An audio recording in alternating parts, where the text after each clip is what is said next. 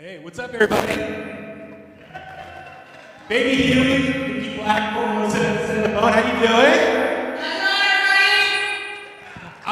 First off, thank you so much for coming out today, celebrating the man, the myth, the legend, Mr. Cliff Burton.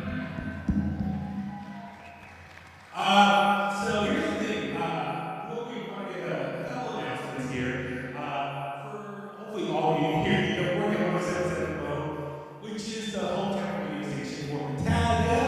And with that being said, so Nikki Black here, she's been back with us for a little over a year now. Give it up for Nikki. Thank you. It's been real and it's been surreal and it's been amazing. We've got a lot of fun. Things are going great. However, there's been like one thing missing. I feel like there's been something the fans, the boneheads have been wanting. You read the comments, you read the messages, the phone calls, all that stuff. And there's been something people have been wanting to see come back. With that being said, Nikki Black, please share your special announcement. What do you think it is? Well, I figured it's not public knowledge yet, so you guys are going to be the first ones to find out. And this is the perfect occasion, honoring an absent friend. Yes, we're bringing back the Bone Metal Zone on Saturday. Saturday nights at 11 o'clock, right after Bone Breakers and Soundwaves FM, we are going to do the Bone Metal Zone. And of course, back your spot here, all those Metallica, all Cliff Burton songs. But yeah, we're going to make the official announcement Tuesday. So this is a little bit of a secret between you and I, a little soft announcement. So when we make the announcement Tuesday, please, by all means, Pretend to be surprised. Yeah, act surprised, share social media, all that stuff. I really do appreciate that. I've been busy, motherfucker! But now, all right, let's get into it. So, our Cliff Burton Day, one of the organizers here is a good friend of mine. I've known this guy for a long time. Seeing these clips here just takes me back to all times he over the Metro, plays on Telegraph. First off, have you guys heard of the song Holocaust? Right? Right on. This guy, he also was helped put on Smart by the Water. You guys remember that? But more importantly, I do consider a good friend. We're very happy to be part of this, one organizer. So let's give it up for our host, Mr. Nick Gomez.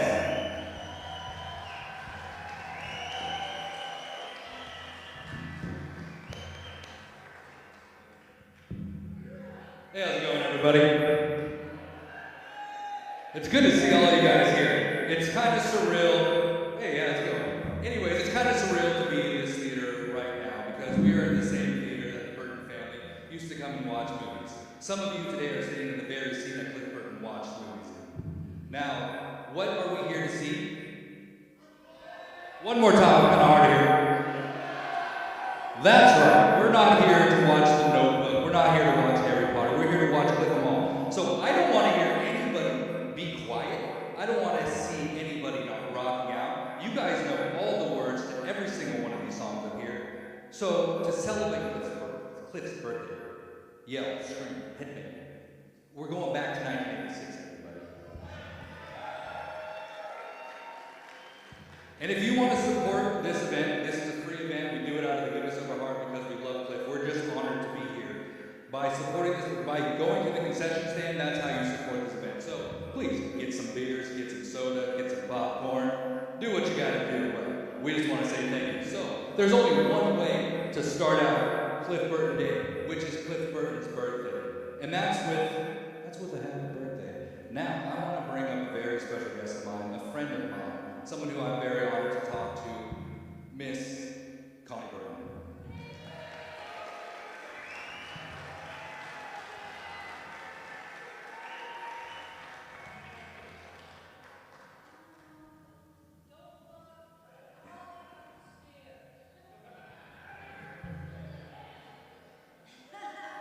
Cliff Burton's sister, everyone.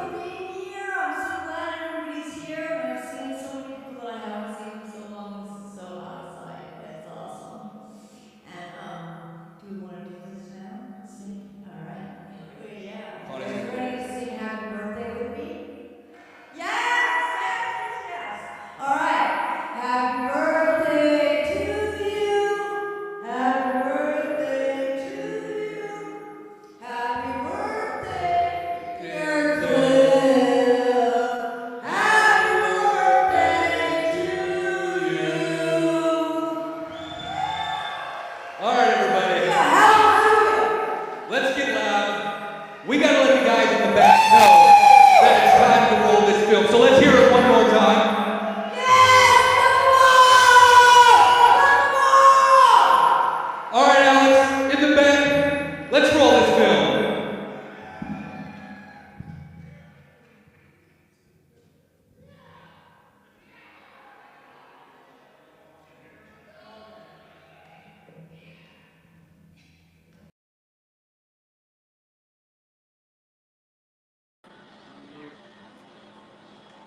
Are we live? I think we're live. We are live. So, what's up, everybody? This is Nicholas Gomez here.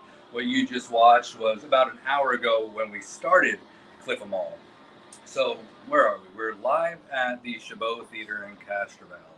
Cool theater that I've been coming to all my life, being a resident of Castro Valley.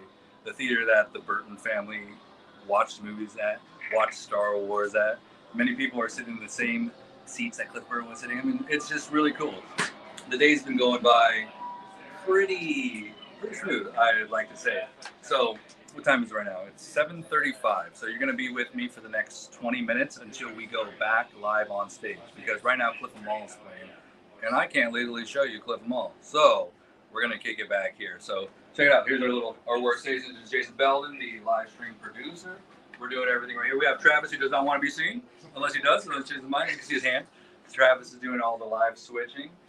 Let's take a look at the projector room over here while we're at it. So where are you guys all watching from? Put it in the chats and we'll throw it up there. So this is our projector room. You're backstage right now. I mean, you can show them a little clip right through that window. You can see. There goes Cliff, but yeah, no audio. We can't show you the audio. We got Alex back here. This is Mike. Mike, we're live right now on the line. This is Mike Overton. You guys may know him from Trauma. Yeah. Played in, band with Cliff. So he's running all our sound. This is a whole family effort here to make this day happen. Go ahead. You're all good. We got Alex over here at the Chabot. Thank you, Alex, for letting us rock the Chabot. It's our pleasure. Let me introduce you to this fine young man right here. This is Jose. Jose went from being the PA last year to being the director of the entire event because he is Cliff Burton extraordinaire. Show me your shirt. Who here has this shirt? Anybody? And Margarita? Or what would this position be called? Slide. I guess I don't want to. Media projectionist. Operator. Don't look. No. That's our behind the scenes. No, Let's take a top quick secret. look at the auditorium. But we can't stay too long because of the audio. So 3 seconds max. 3, 2, 1. All right, so that's what's happening right now. So if you're watching Cliff Mall at home, they're at For Whom the Bell Tolls, A Day on the Green, which the movie is about to end in about 23 minutes. So we're getting there. So, I got a question for you guys. Who here is watching the little game tomorrow with the San Francisco 49ers?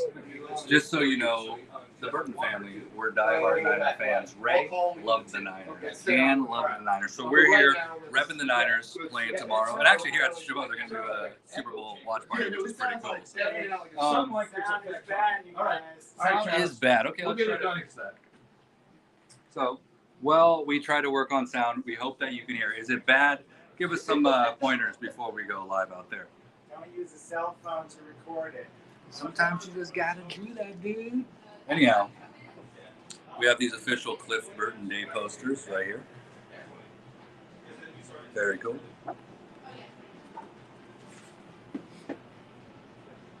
Cliff Burton Day 2024 t-shirts. These are still available. 100% of the proceeds go to the Cliff Burton Scholarship. Hey, you can motivate your fellows to get on comments. So, people in the chat, I'm going to be interviewing Connie Burton. I'm going to be interviewing Trauma. I'm going to be interviewing, I have a really, really special one. I'll just tell you his name, but not what the affiliation is. But it's going to blow your guys' mind. Mr. Eric Cruz. Very excited about that one. Mr. John Cruz as well.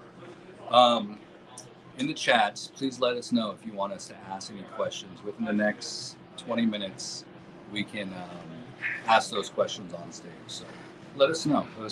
So give me a minute. I'm going to take a look at this screen and see what's going on. gotta talk louder. Okay. Then if we have power cameras in it too, I'm trying to look at the side of it. That's me. That's me again. You get to see camera. We will be right back to address this sound issue. This is the 30-minute pre-roll before we hit the stage. When we hit the stage, we have the 3 cameras set up on stage, microphones and whatnot. This is just a little behind the scenes. So we will be right back. Belden, let's cut to the Marquee.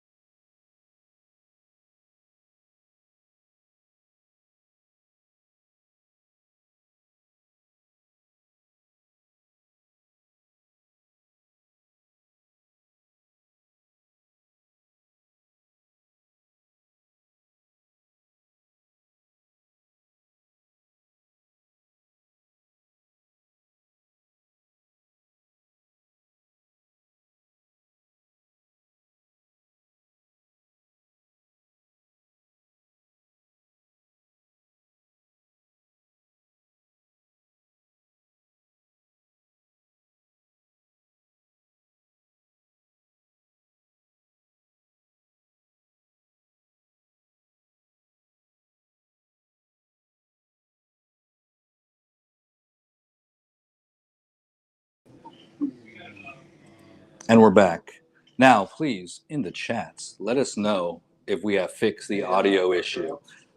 I'm watching your comments right here. Was Cliff a 49er fan or a Raider fan? His parents were both 49er fans. I've heard through Connie and Mike that he was a 49er fan.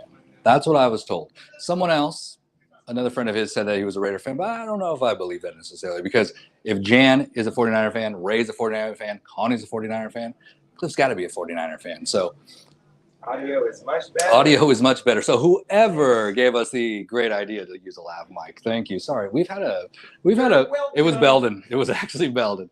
We've had a beautiful, eventful day that started at 7:30, picking up cameras, picking up Crafty. Oh, I still have my headset on. But now we're here, and it's going pretty smooth. So thank you for joining us on the pre-live stream. You don't have to change. You don't have to go anywhere else. At 8 o'clock our time, wherever you're watching in the world, that is going to be 15 minutes from now. We're going back to the stage. Can you guys take a guess who my co-host is going to be this year? Let's see in the comments. Let's see. Who is my co-host for Cliff Burton Day? Copy. Try one more time.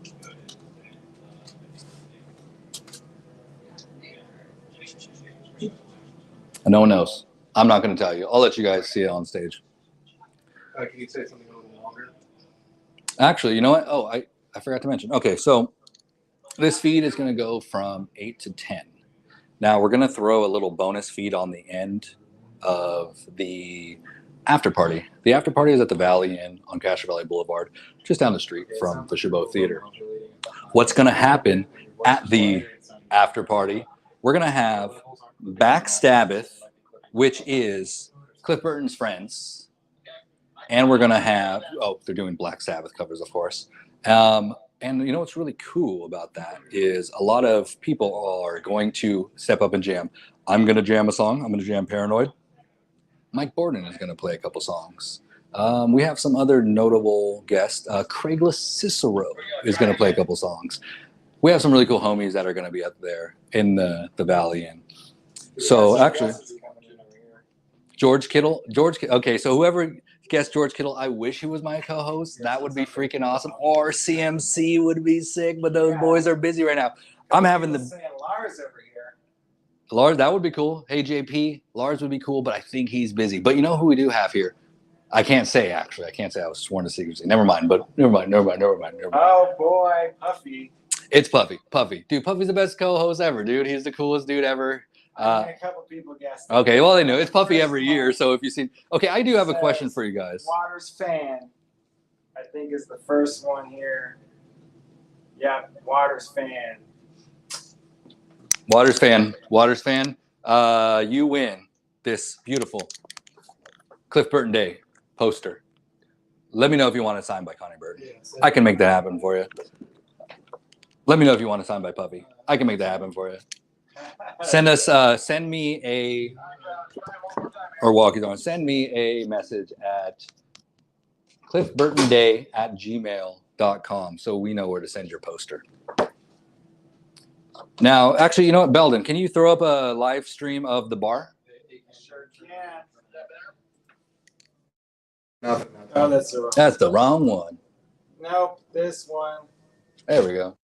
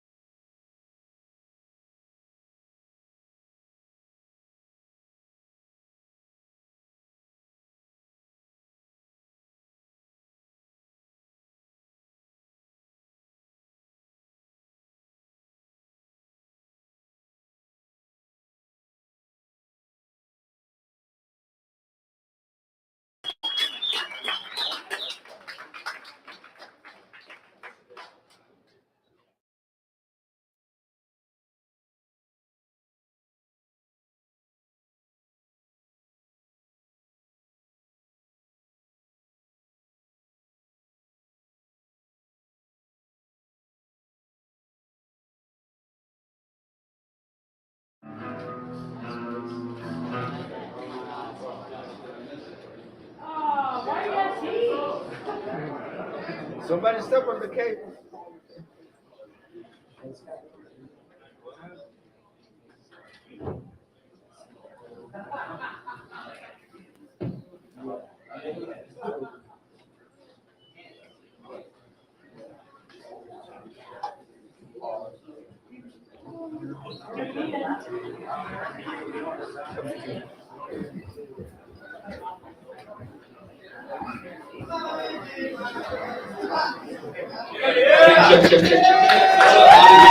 Enjoy that so far.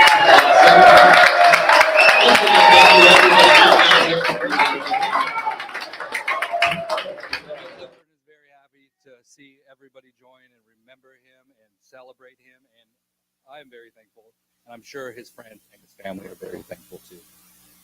Just a little bit of the remainder of the night is going to go. So we have this auditorium until 10. So we have some guests that have signed up to speak. And I know there's plenty of other people in this audience who have stories of Cliff who would like to speak. So we will welcome you guys up during the open mic. We're going to have you check in with our friend Dave Bush over here. Canada Dave. If you know Canada Dave, please give it up for Canada Dave. That's pretty much everybody in this auditorium. So, oh, also, I forgot, you guys are all invited, as long as you're 21 and up, to the Valley Inn immediately after the show to watch Backstage and a special performance by Trauma. So we have a fun-filled night ahead of us. So let's start it out. I would like to bring up a friend of mine. Hearing many stories from this man, I can honestly say that he was the best friend of Cliff Burton. And I'm very honored to say that he is a friend of mine as well, too, Mr. Mike Bordin.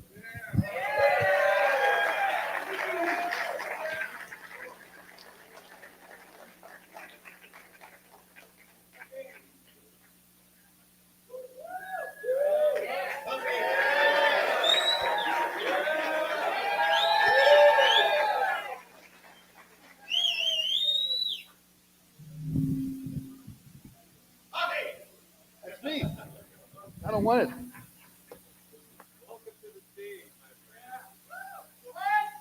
Hello. Hello. Hey. Buffy, good to see you, my man. How was it watching Cliff Mall here?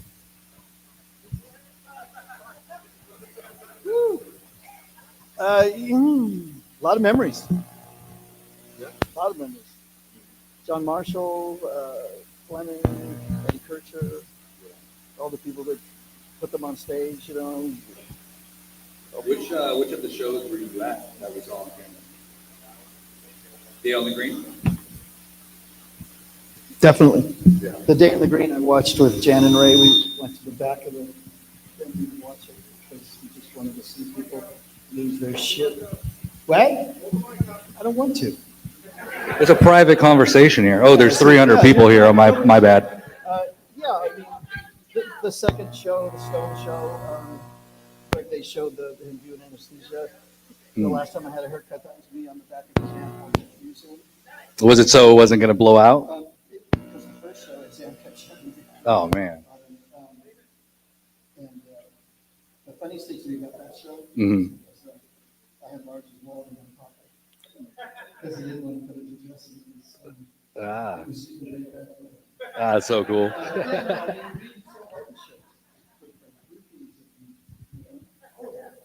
Yeah. They took such good care of us. From always out touring in a band, Mm-hmm. and they were improvising, and we were sitting something out of film, and they took care of us and got us as drunk as we wanted to be, and they gave us food. And they took care of us. It was fun. Yeah. Very cool. Very Yeah, cool. most of the shows. Yeah. When did you start jamming with Cliff? First, The first time you guys jammed, huh? we started playing learning instruments at about 12 or 13 years old, and one day we just started playing together. He was ready. He was ready when we did. Yeah, he volunteered. He picked up the bass because there was a song that inspired him, the TV show intro, I believe. Everybody talks about Barney Miller. And Okay. stuff. He liked, I mean, even then, he liked getting, he liked Lorana, he liked was how he liked Geezer and Caesar. So, Yeah.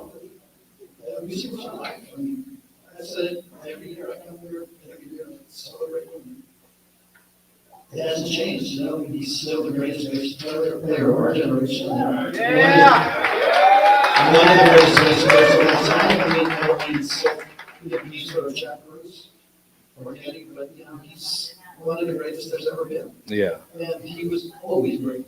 A lot of us around him, we were all blessed. Someone get this man a We're hat. all super blessed and fortunate to be around him. Yeah. And feel that greatness, but he was naturally, genuinely, stone-ass great, And there's I can't even see anybody out there, but how many people have played with him in this room? Probably a whole bunch of people. That's a question. How many people jam with Cliff here? You're lucky. We're all lucky. How many people know him? I mean, whoever raised their hands, you're lucky. We were all lucky. We witnessed greatness firsthand. Yeah. And that was kind of the culture here in Castro Valley in the 70s and 80s. You guys all got together, jammed. It wasn't a large scene, really. Okay. I don't think so. I mean, everybody kind of knew everybody else, and we all played. Everybody played, and it was kind of like on a gladiator school, I mean, you're either going to cut or be cut. You're either going to sort of fight or get slaughtered, and it's a good way to learn because you have to learn. Yeah. And if you don't, next. So I don't know what the question is. We're just chatting about Cliff over here, honestly. I mean, I feel a little bit like a jackass telling the same story every year, but Honestly, I think there's a couple good people here. First year we had maybe 100 people, and now we Yeah, have 300 it's true. people here, and everybody watching on the live stream. one thing that I noticed was that little clip before the clip almost started was his bass teacher. I know that the family really wanted to give him some respect. The kids these days are giving his flowers. They wanted to make sure that he was known as a good influence. And we couldn't find him. I don't know how the hell they found him, but we tried to find him. Couldn't find him. So respect to Steve Doherty. Steve Doherty, guys. For sure. Steve Doherty, thank you. Also in that same news segment was Robert Souza, who put in all the hard work to get Cliff He's the guy that did it, yeah. He was the one who got Cliff Burton Yeah. an actual holiday in Alameda He County. really did, yeah. Robert, if you're watching on live stream, let's hear it for Robert.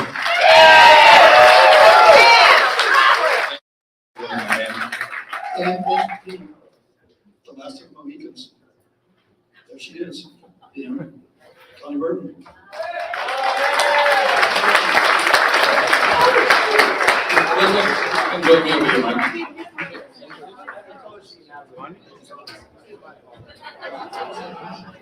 Just going to give her some respect.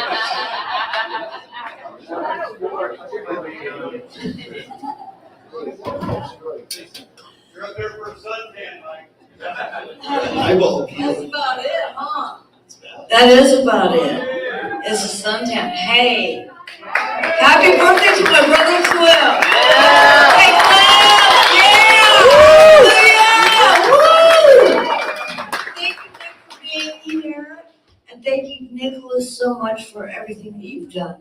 Absolutely. I know you've been working your tail off. A bit, not just me, there's It's much appreciated a by lot of people everybody, here. I'm sure. Yes. Thank you much. Thank you for everybody who has played a part in putting this all together for Cliff's birthday. Well, now just look at Connie. I think we look that way. Should I This share? is your time to shine. You're always on the drums. This is, okay, should I share my Oh, yeah, story? so, yeah, that's the photo you wanted us to show, Yeah. correct? Yeah. That's for the first story that I want to tell. Please tell that. But first of all, I want to know, because I'm going to share two stories. And did Jamie Barnes make it here? Amy was here. He was, but he's not now. He's here, Okay. he's just keeping quiet. Oh, because he said he might share, but he didn't know he could be here. Okay.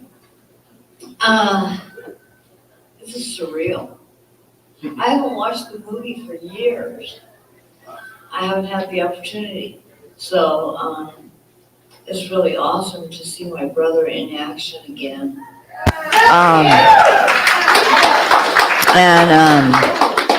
He most definitely was one of the best players, bass players, lead bass players in the world. Yeah. And one of the best, yes. And I'd like to share a story since this is his birthday. And this picture goes along with it. I picked this picture out. It's the story of my brother and his tattoo. And I just kept getting this feeling that he wanted me to clear this up since I'm the only one left in the family. So I do know some truths about Cliff and about the family. And anyway, Cliff and his tattoo, when he first went to get the tattoo, he was looking at skulls. He was listening to the Misfits. Yeah. He listened to Glenn Danzig, and he took pieces of his composition and musicianship and incorporated it into his own original creation. But he did take a lot of pieces and riffs and such like that from Danzig. So he went out and he wanted a tattoo. He wanted a skull. And he came back with this Misfits tattoo. And I was stunned. I was stunned. And I asked Cliff, why on earth, out of all the tattoos in the world, did you get that tattoo? I mean, you're not a Satanist. You're not into Satanism. You haven't even read the Satanic Bible. And you're sporting this tattoo that's totally satanic, right? Well, why did you get that tattoo, Cliff?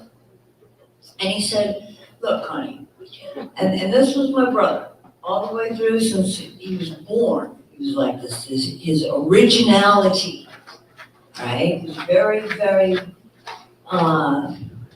dear and passionate in Cliff. And he said, I wanted a tattoo that was different from all of the rest. And all the tattoos look the same. And they all look the same. And I wanted something different. And he had the album, you know, a couple of albums in his room that he used to listen to. So he decided on the Misfits tattoo. And I said, Cliff, don't you understand that that's from the satanic religion? You're not of the satanic religion. And Cliff said, I wanted something different. I didn't want a skull that looked like everybody else's skull. And yes, thank you, I love you. Mike just showed me a ring close. Can I add something to your story? Black Sabbath said the same thing about them from the beginning. Yeah. So Yeah. there you go. Yeah. It's entertaining. It is entertaining, and it's part of who Cliff from birth grew up to be the man that he was.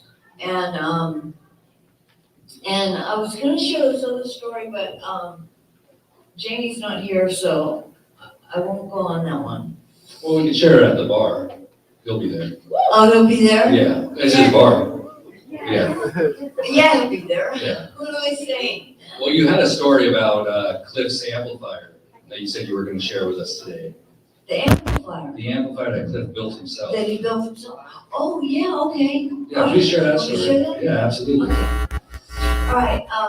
When Cliff first started out, well, you know, I'd like to share this first of all, since Mike's sitting up here. I used to take Cliff to Mike's house at least 4 times a week. Please, Connie, will you drive me? Because Mike lives on this hill that was like straight up. And he said, please give me a ride. I need we need to practice. And if Mike wasn't at our house, Cliff was at his house. And from what I can remember, him starting asking for rides when he was 13, 14 years old. Yeah. Yeah, the first place we ever played, the question you asked, the first place we ever played was on your back porch. On, was it Emerald Court? Yeah, Emerald Court. It was on your back porch. Yeah. It was the first place. And I told the story of the Metallica 30. Fillmore, we played Genie, and Yeah. we played You Really Got Me, and we played it over and over and over and over and over and over and over and over again. and over again. That's all we knew, but I mean, we'd only been playing for a couple of months at that point. I mean, he was ready to go, and yeah, when we were done playing, your back porch off to the right, if you're looking out to your backyard, off to the right, there's these two little girls on the fence, and they gave him a quarter. They're all, you guys were great, we love you, here's a quarter. And then they were, we're 13, they're maybe 6. Yeah, They're little kids, man, so It was awesome. we played at your place a lot, and we Yep. tortured my neighbors a lot too. Yeah. And I remember the time. Then we graduated, we went out to, sorry to interrupt you, then we graduated, we went out to Judd's Farm. Yeah. And then it was Judge on. Barn. Then it was on. Judge Barn. Judd's Farm was on. Go ahead. Oh, what, the reason why I wanted to say something, I'm sorry. Yeah. That insane heavy-ass 218 cabinet that he had to play bass through, I used to throw it in my mom's car. And because it was the only thing that would fit in it. And one time we were going up our driveway, it was very steep, and the cabinet fell out, and it broke the street. It actually broke the asphalt in the street, for real. Go ahead. It happened. I remember my first trip to San Francisco with you, Mike. Yep. Was it bad? No, it was awesome. Is this a children's show? I mean, you were home, you could drive. None of us could at the beginning. I mean, I know. I came in Mike, you left, I'm 11 years old. Mike comes up to me and he goes, "We have a gig tonight." And my drumsticks, I broke my drumsticks. I don't have any drumsticks. Connie, you got to take me all the way to San Francisco from Castro Valley, right? To Music City on Van Ness, Okay. right? Well, thank you for that. And Because Spitzer's wasn't good enough, right? right. ABC Music. Do you Music have- Unreasonable. Do you have the amp, Cliff's amp? Did you end up with that? Oh, I didn't know that. That's another story. Okay. Well, we won't go there right They now. sent home a box of his effects, when Yeah. he passed, and everything was sprayed up. And Jen and Ray were just. But I thought you were the one that got the head. No, I couldn't, I was so tore up and heartbroken, I couldn't. I take remember. nothing. It was- I remember, oh yeah, It that's hurt right. me you too didn't much. take anything. I couldn't, it Yeah. was too much. I think Jim Martin has. I hope so. He'd be a good person to have it, I hope he does. This Jim is a Martin. really awesome story.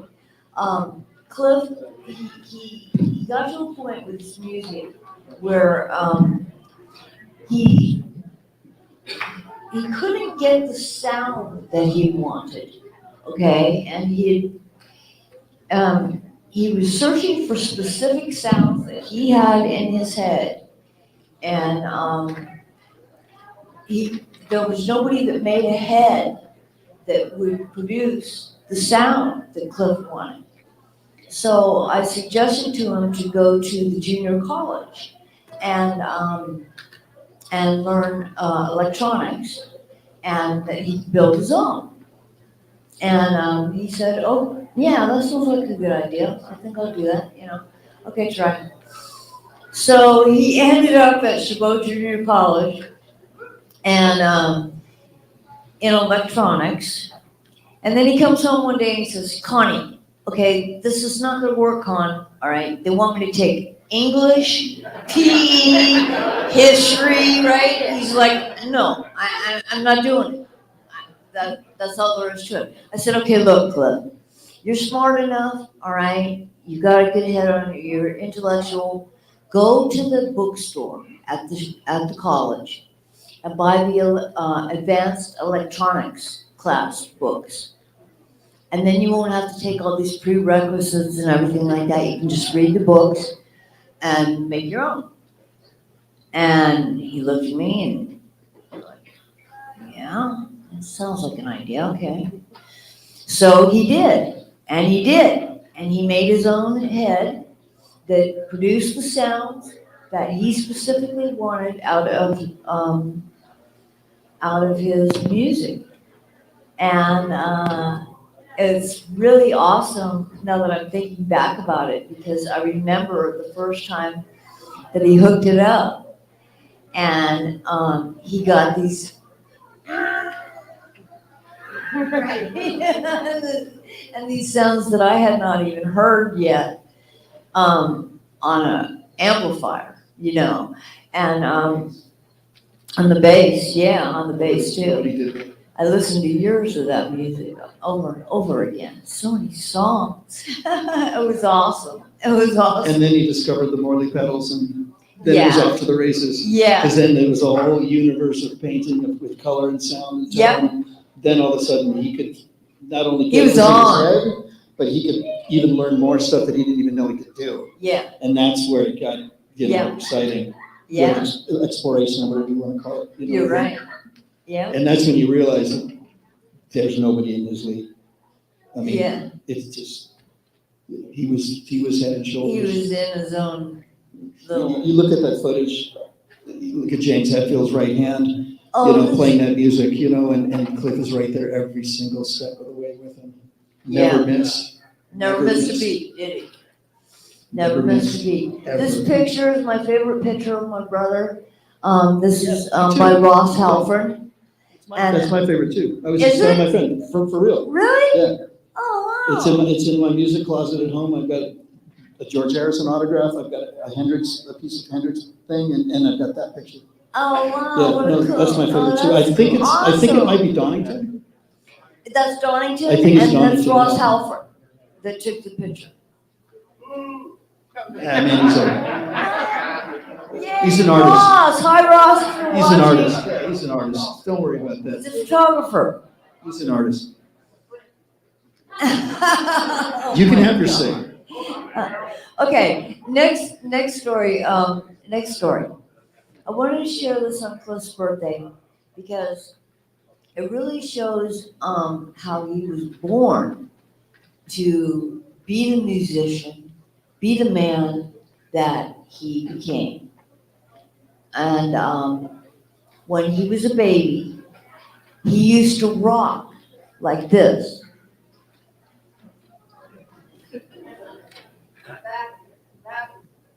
And he wouldn't stop. And at first we thought maybe he had some problems or something, and then we figured out he didn't.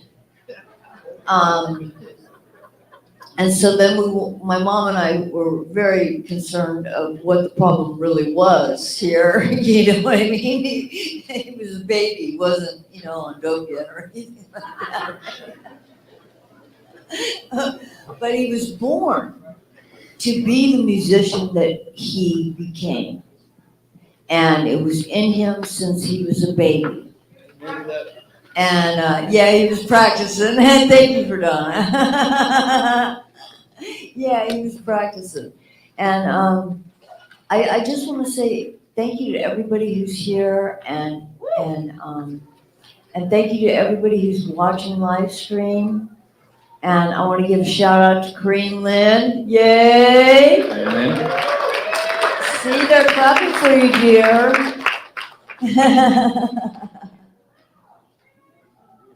Well, thank you for sharing those stories with us. Oh, yeah, Audrey.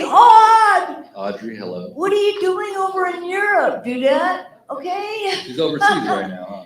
Yeah. He had his family, and he was loyal to the end to his friends and family. These people, he never left them, and they're never going to leave him. We keep his memory alive.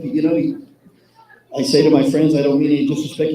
He's still dead, but we're never going to let him go, ever. Right. Yes. And in time, he's truly become mythical. Yes, immortal. Randy Rhoads, guys like that. He stands shoulder to shoulder with those guys. Yep. A big part of who he was, though, was his people and his friends. Yeah. And there's a bunch of them still here. And, you know, it's like what they used to do in San Francisco at the earthquake. The people that were there, they would gather at a certain time, and every year there's less and less of them until there's none of them. You know, it's going to happen with Last of the Mohicans. That's what I said to you. I mean, it's like, we're still here, Yep. but they're not making any more of us. No, they're You know not. what I mean? So it was, his family was important to him, you know, it was everything to him. He didn't give a shit about climbing the social, whatever, you know, He had no interest he in was here. fame, His fortune. his heart was here, Yeah. so, Yep, you know, that's, yeah, the people matter, whether it's Korean or Odd or whoever, you know, these are, yeah, they still represent him. So, go ahead. yeah. I'm And done he talking. loved his brother enough to become the best musician that he could be. And I wish that all the deaths in my family and such would have lit a fire in me like that. But I guess it's not for everybody. We all have our own story. We all have to live our own story. Yeah. Best you can. Yeah. What a tragic stuff. So I just want to say happy birthday to my brother, and we love you, Cliff. I Thank you, Connie. Thank you for your stories. And everybody, please visit Connie and all of us at the Valley Inn afterwards. We'd love to I'll be see the there. party there. love you. Yes. Thank you much. Thank you. Thank you, everybody.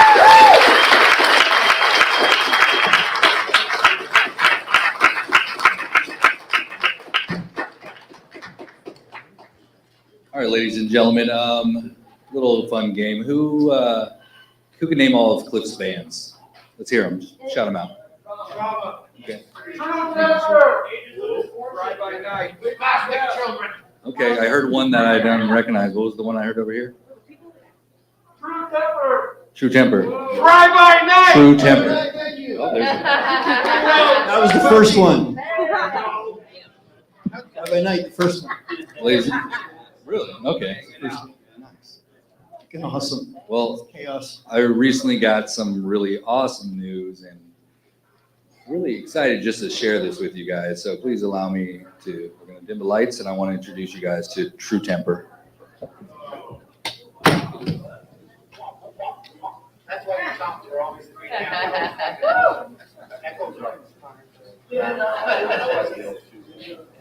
Bill would never stop. Never. We're waiting to talk about this. This is another one of the guys. Let's kill spotlights. He's dead now. But Bill had a style that can't be. Is that a style? I couldn't fucking play.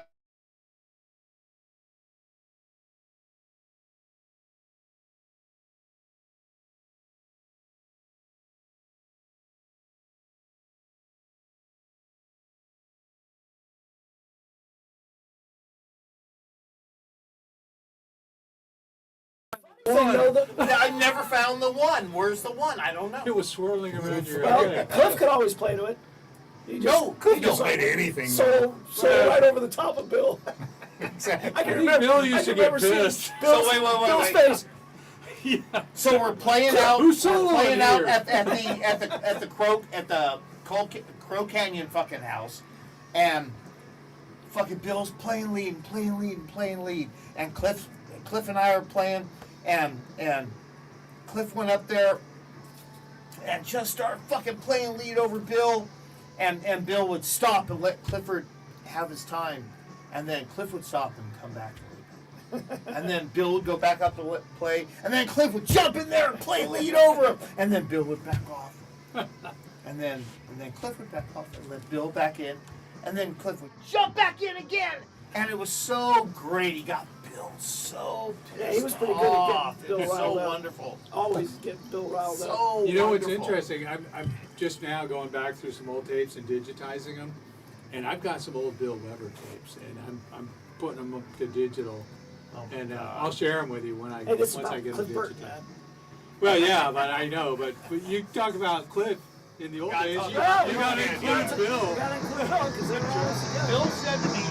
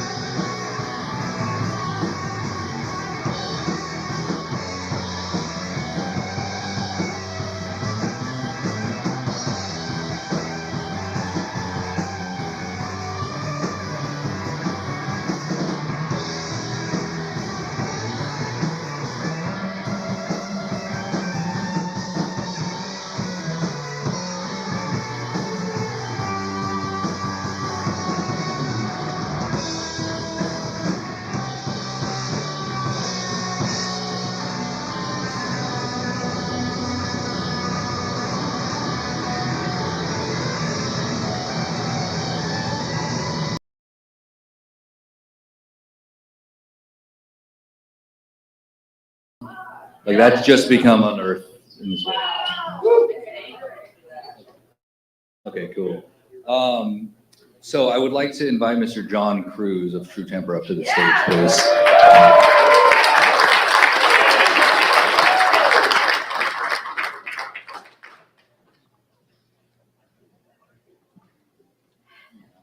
What's up, folks? Happy birthday, Cliff.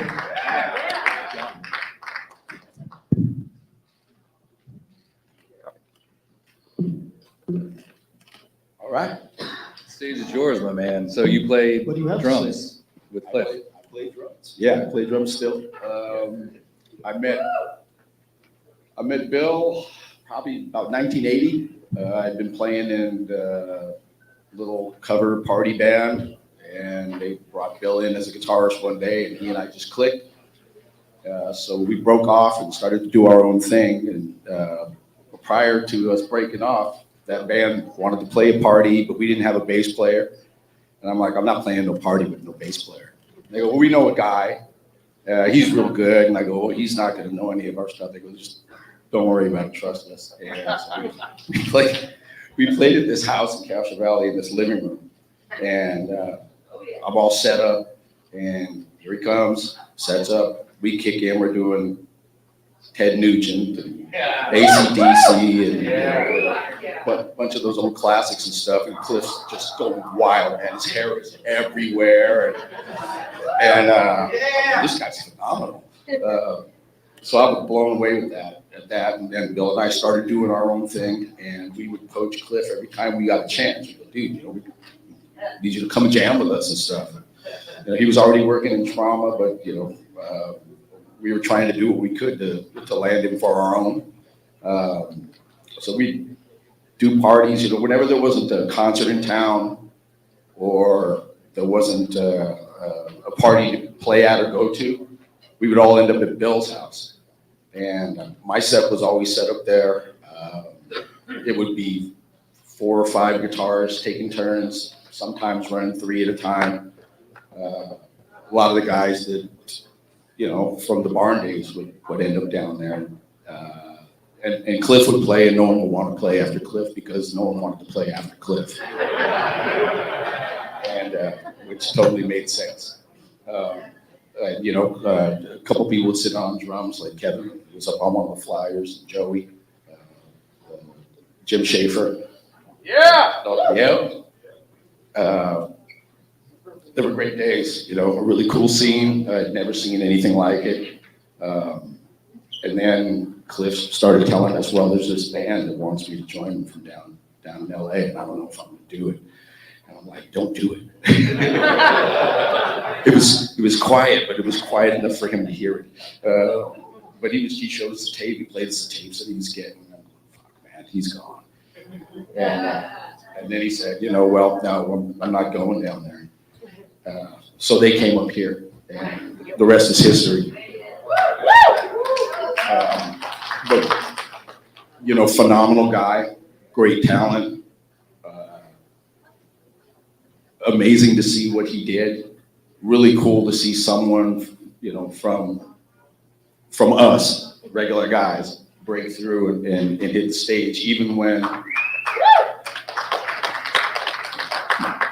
even in the face of all the big rock names of that time, this new speed metal thrash thing was a new avenue that everyone was like, nah, man, that's crazy. They're all screaming, it's too fast, it's not pretty enough. And we all grew into it. We all caught up with it. And it's still going, this is 40 years ago. So the recording that he was playing was a jam session at Bill's house in between legs of the Ride the Lightning tour. And it was one of those things, you hear that Cliff was a down-to-earth guy, and he was humble, and he didn't really care who he jammed with, at least in regards to how proficient you were. So when he'd come into town, he'd hit us up. And so we did this jam session. He's got probably the same guitar that was shown up there on the Ride the Lightning tour shows. Came in and just rocked it with us. And we were recording back then on a boom box. You know, we didn't have fancy gear. We just threw it in. So I found that tape, and I have another one of, it was like a rehearsal for the October 30th show in '82, which was my 20th birthday party 40 years ago. And I didn't know if they were going to play. They're old. And I was scared to try to play them, to digitize them. And we did it, you know, with the help of my son, just like 2 weeks ago, 3 weeks ago, something like that. And I'm going, please don't die, tapes, please don't die. But they survived it, which is amazing and really cool. And now I've got them on digital, so they're gonna stick around for a while. Maybe sometime I'll get an opportunity to share the rest of the music with you. There are some amazing clips, songs, jams. We didn't have a vocalist, so it was all about me playing drums and those two guys taking turns, taking solos, just like the guys mentioned. You know, Bill would play, and Cliff would come in, and they'd be just dueling it out, and it was phenomenal. And I'm sitting back there going, "Oh my God, man, they're destroying these kids." It was phenomenal. It was a really cool time. One of the highlights of my musical journey. It was heartbreaking when Cliff died. It was my dad who called me up and told me about it. Actually, my dad's here right now. Hi, Dad. And my son Jesse, who helped me with the recordings and stuff. Thank you, Jesse. Yeah. Actually, a fine musician himself. Currently playing in a wonderful band called the Mutilations. If you're into doom surf, which is a whole different thing, but they're really cool. So shout out to my boys at Mutilations. And it was heartbreaking. The funeral was heartbreaking.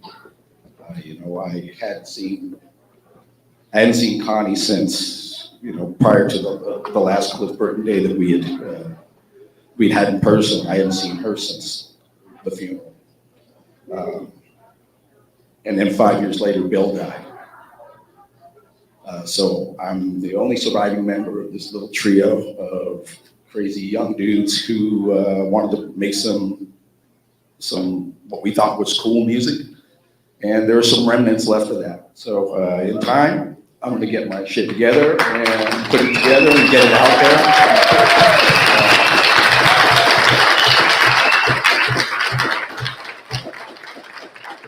That'll be for the fans, for Bill's daughter, and for you know, the Cliff Burton family. Amazing work they're doing with their foundation.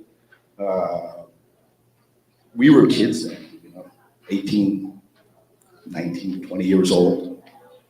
And to see them touching young people's lives, giving them an opportunity to pursue their musical dream or adventure, or just to do something wonderful and creative, is an amazing gift.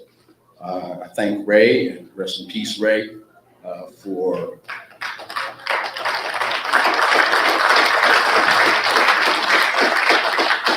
taking the royalties from Cliff's earnings for his recordings and his performances, his time, his contributions to music history, and keeping it alive through young minds and young hearts, and young spirits. It's truly a wonderful thing. And that you're all here sharing this with us shows me. And if you look around yourself, you can see it yourself. We carry that spirit with us. So I just want to thank everyone who comes out, all the people who put this together, you know, of course, Nick and Mike, but you know, all the volunteers here, all the people running lights, and all of these things don't just happen. You know, it takes work, and it's a very cool thing. There are a lot of people, if you look online, who wish they could be here right now and can't because they're all over the world, and they are all over the world.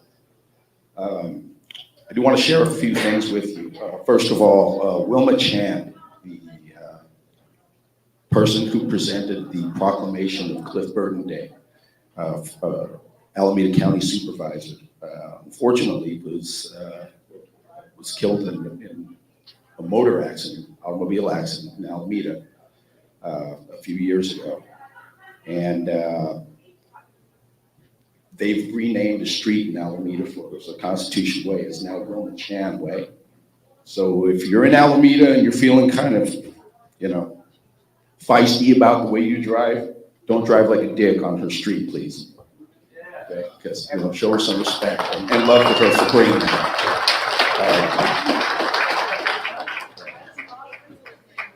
Yes, and then, yes, they're named Highland Hospital after her. Another place that saves lives. Yeah, it's a pretty cool thing. I have a few other things, but I'm old and my brain doesn't work real good sometimes. But I used to bang my head too when I was a kid.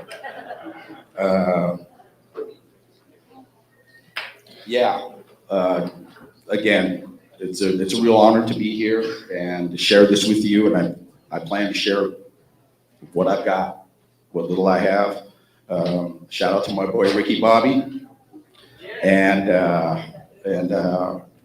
all the kids, all my son Michael's kids, who came out here to be with us today. I lost my son Michael 7 years ago, so I know Ray and Jan's pain, Connie's pain. But we're going to pick ourselves up, and we're going to let music do it, and then we're going to make music do it. And then we're going to share it.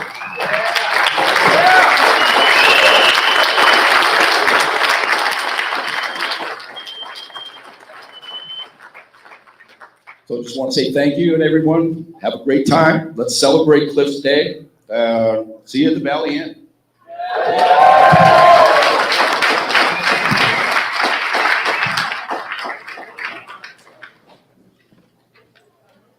All right, guys. So coming up next to the stage is the Boys in Trauma. So let's give them a warm welcome.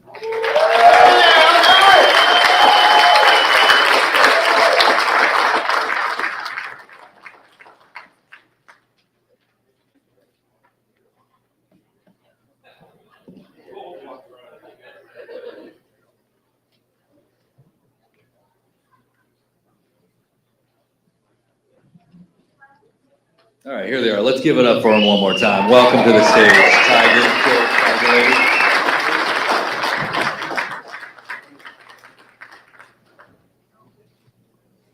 I'm doing two jobs here.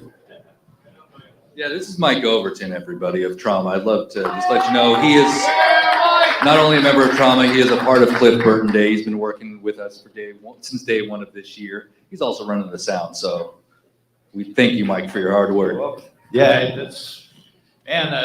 I've just got to say the positivity in this room of this celebration is just amazing. You know, listen to Mike online talk last couple of years about how Cliff is just, I mean, it's just big. It's too big. You can't explain it. And when you have something like that, so positive, so spiritual, there's just so much to it, and it's hard to, so very, very proud to be a part of this, very proud to put work into it and help out, making sure that this was all good for all of you to enjoy.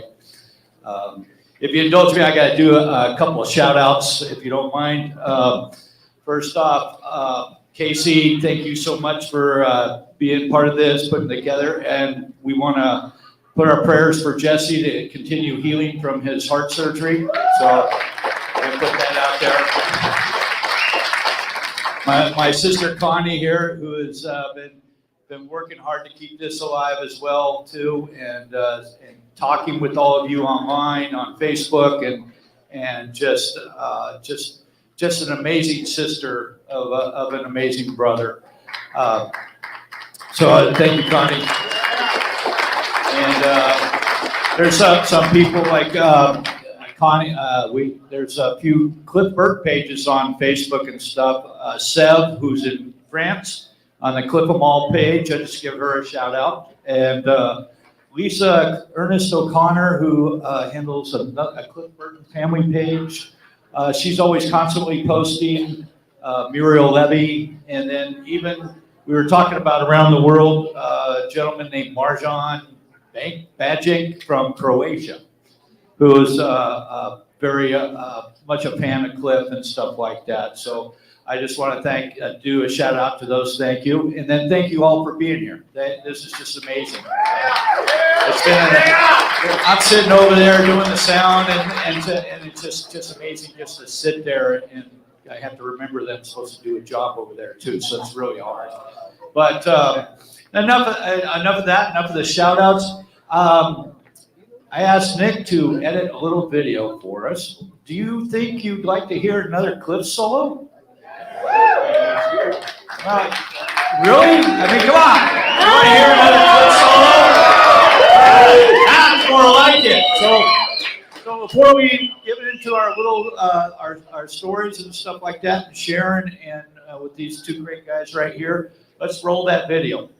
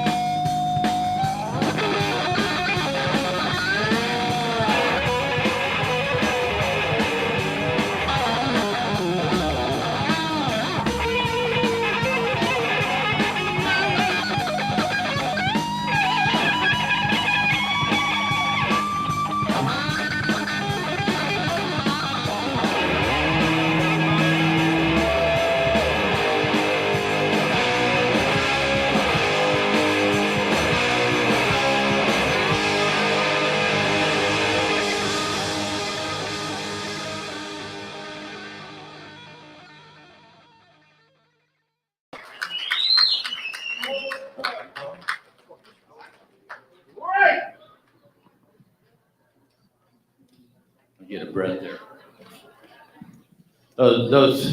So you can see that solo is one of many that Cliff has done, and it was just always amazing to be on stage to look at that, because some of you may have been there when one of the first times at the Plunge, they were talking about Bill Weber, and Mike actually hauled all his equipment to the Hayward Plunge in 1981. And I remember the picture of the Chevy, the beige Chevy. Fell out and broke the street. Yeah. And I don't know how you got that thing in that trunk of that car, but he made it to the gig. And Cliff, that was one of the first times Cliff did a solo with Bill Weber's Echoplex. And so it was kind of, Bill Weber. he had borrowed it for that day, and I was like, what the heck is that, Cliff? Oh, you got to hear this thing. So he does solo. So that was a song that was written basically to let the members of the band kind of show off their talents.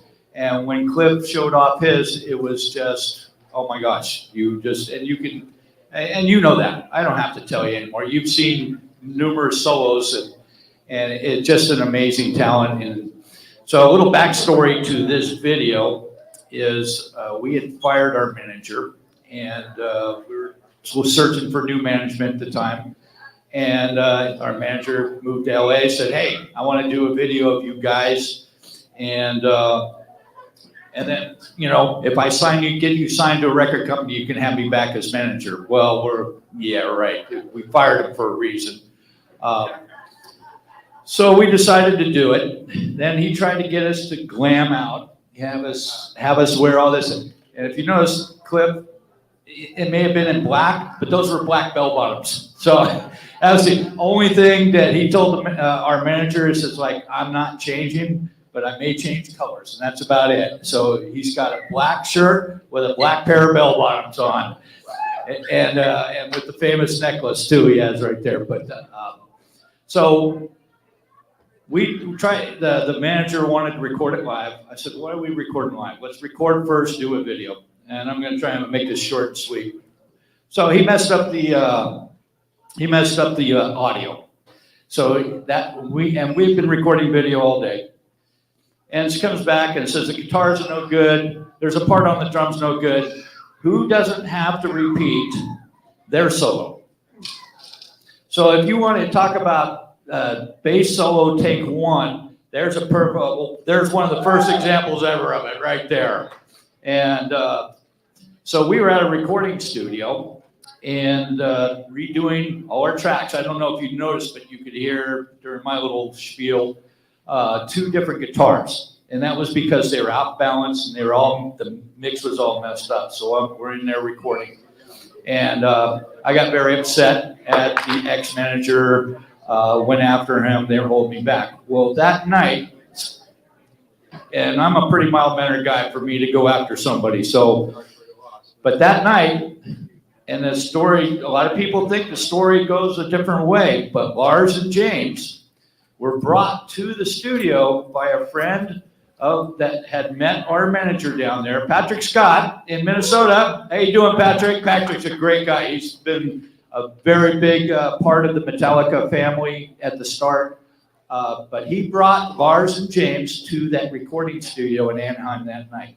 And so I'm sitting there screaming and yelling at the manager, and I look over and Cliff's having a nice conversation with these guys. We have a kegger, we're having a party, celebrating food, kegger, and we're in there recording. And I was like, man, I'm sitting there going, why is he yelling at the manager? And I'm looking over and Cliff's talking to these 2 guys. And I was like, so I go down and Patrick introduces us and I'm shake hands and stuff like that. And then George says something smart and I get mad at him. But that was the first time, what I believe is when Cliff started telling them about, you got to be up in San Francisco. And I think James and Lars got so mad, they left the spigot on our kegger on and started draining the beer. So we come out, George told me about it, I completely forgot about this, but we come back to the room and our beer's draining out all over the place. So before they were trashing hotel rooms or backstage at the Coliseum, they were messing up the Anaheim recording studio. But Cliff was there to hang out and support us. That's the way he is. He was always supportive, very right there. He didn't have to be there, but he was there because he was part of the band. And but like I said, he didn't have to record his parts over again. We had to. And that was kind of a trying night. But that was just so everybody knows, that was just like the first night that Cliff really had a conversation with James O'Mars and Patrick Scott, who had brought him that night just to hang out. And we had, you know, they were nice. So we had a good conversation. There was no animosity or anything like that. But I would just share that with you. That was part of the backstory of this video.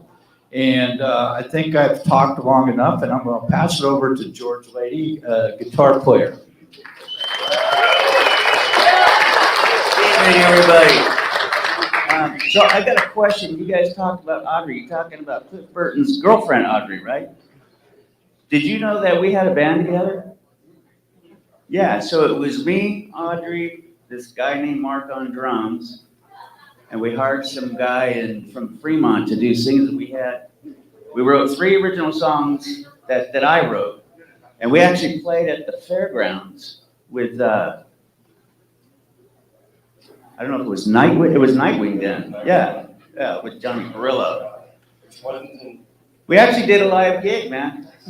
You know, she actually was pretty good. I said, Audrey, where'd you learn all that stuff? Well, of course. You know, and he was, huh? Yeah, she played bass. Yeah. Did pretty good. Little Audrey, yeah. Well, she had a good teacher though, which was Cliff, right? Correct? Yeah. She said, "Oh, he was teaching me almost every day." I said, "Oh, well, okay, that kind of explains it." You know. So, all right. So if we go back to the Judd's barn, okay. Now, Judd's here tonight too. Now, me and Jim Schaefer, we did kegger parties together. He's the drummer, Jimmy Schaefer. And we did all the kegger parties in Hayward. Every Friday night, we get a phone call. Saturday, hey man, can you guys come and jam? And we did. And it started to get to the point where it'd be really nice to have a bass player, you know. But you know, our music, it was like I was just turning copy songs like Scorpions and Black Sabbath stuff upside down just so we could jam it. We didn't learn anything. But we played. We loved it. We played for hours. So he said, well, I know this guy, Cliff. I go, who's that? He goes, well, he's with Easy Street.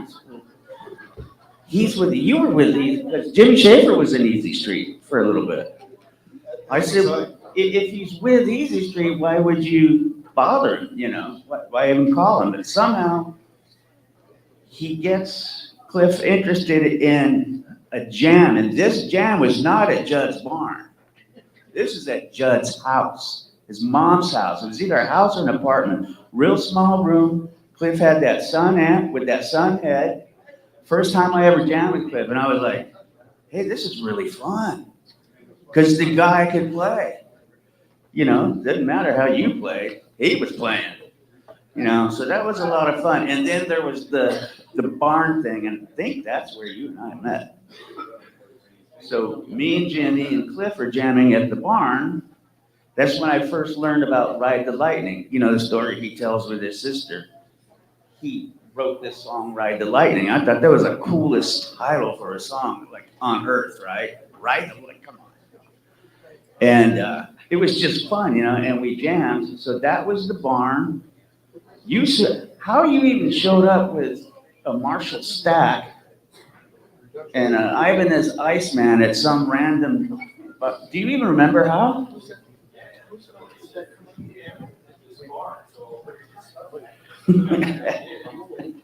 Yeah, so that was a lot of fun. So, you know, from then on, we, when you and I got together, we, you know, eventually got Cliff to just join, and that started the whole Cliff with Trauma thing. And what a fun guy to play with, man. Rest in peace, baby. Well,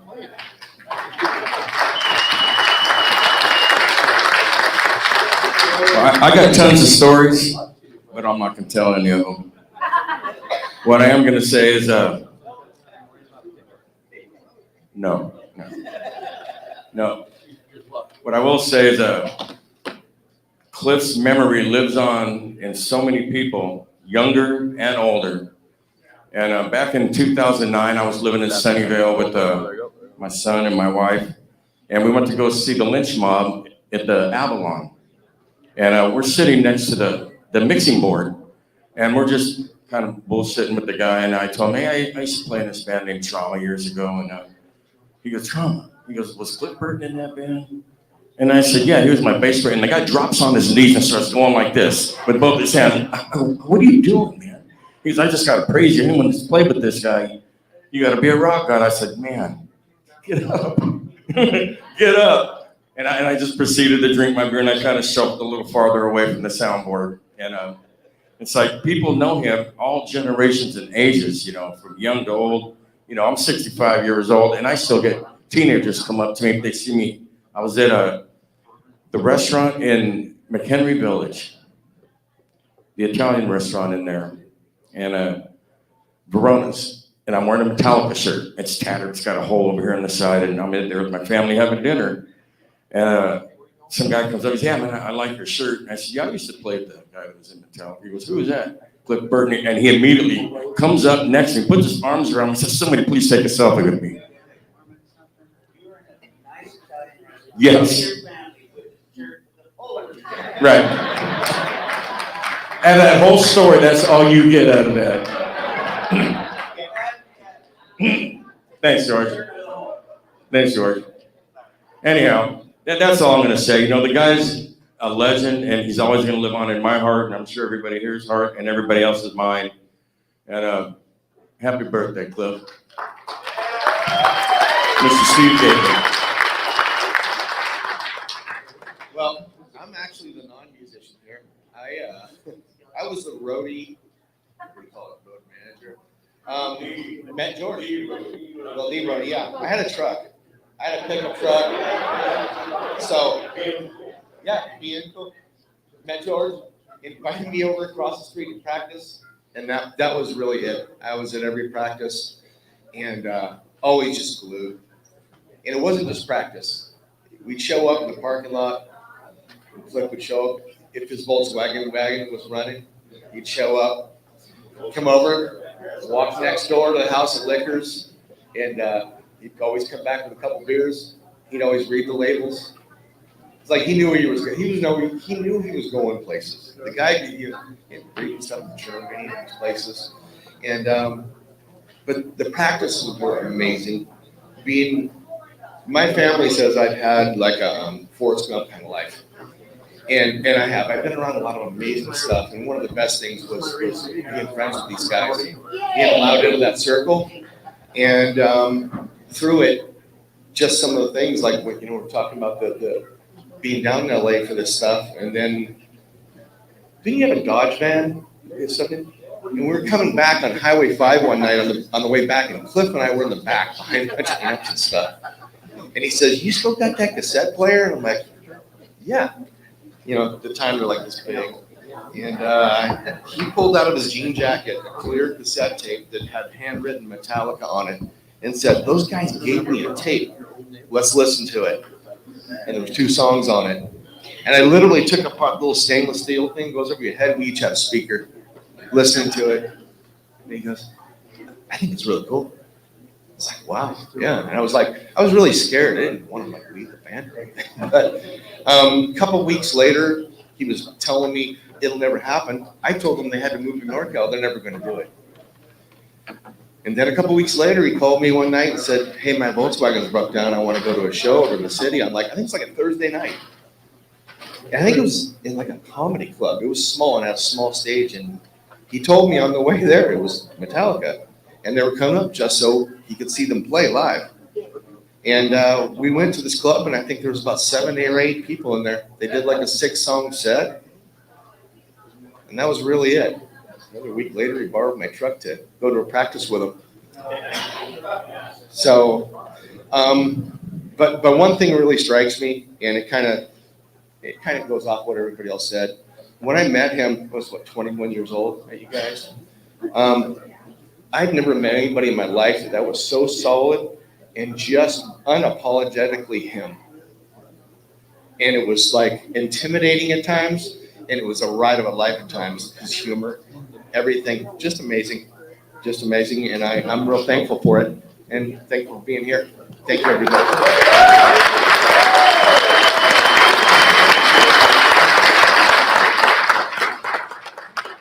So, yeah, the uniqueness of Cliff, I was just talking to George about this outside, how the individual members of Trauma each had unique abilities.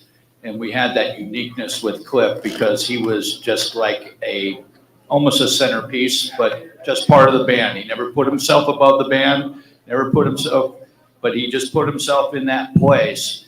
And, I hate to say this, but I think, when he moved from Trauma to Metallica, it just opened, it just like blossomed that uniqueness out. Even Cliff and I had this discussion how it was a little, maybe my songwriting and our songwriting was a little restrictive for him, but that uniqueness went, and my stage buddy went from next to me over next to James. And I think Mike pointed that out, how James was looking in the video at Cliff and just like doing his fingers like that. It was just and he made everybody better. Yeah. Everybody. Oh, yeah. And that was a gift to all of us. And it's just a blessing to be his stage buddy. And so I thank you all for being here. I want to do one more special shout out. We have a young lady here that came all the way from Brazil just to be here to celebrate. It's Christiane Braga right here. Just a beautiful young lady that we talked online. Thank you for being here.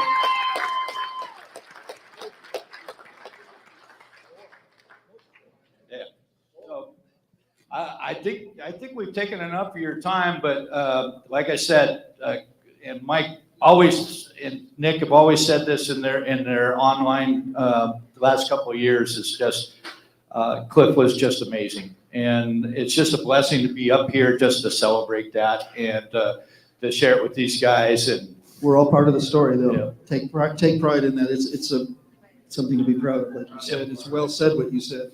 It's well said. So thank you guys for having us. Thank you guys. Thank you. Ladies and gentlemen, Trauma.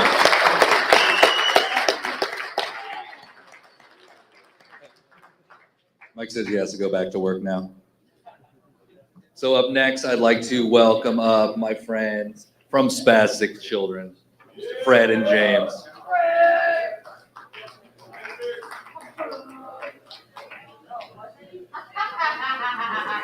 You guys aren't tired yet, are you? Because we clap a little bit louder for these boys. Thank you.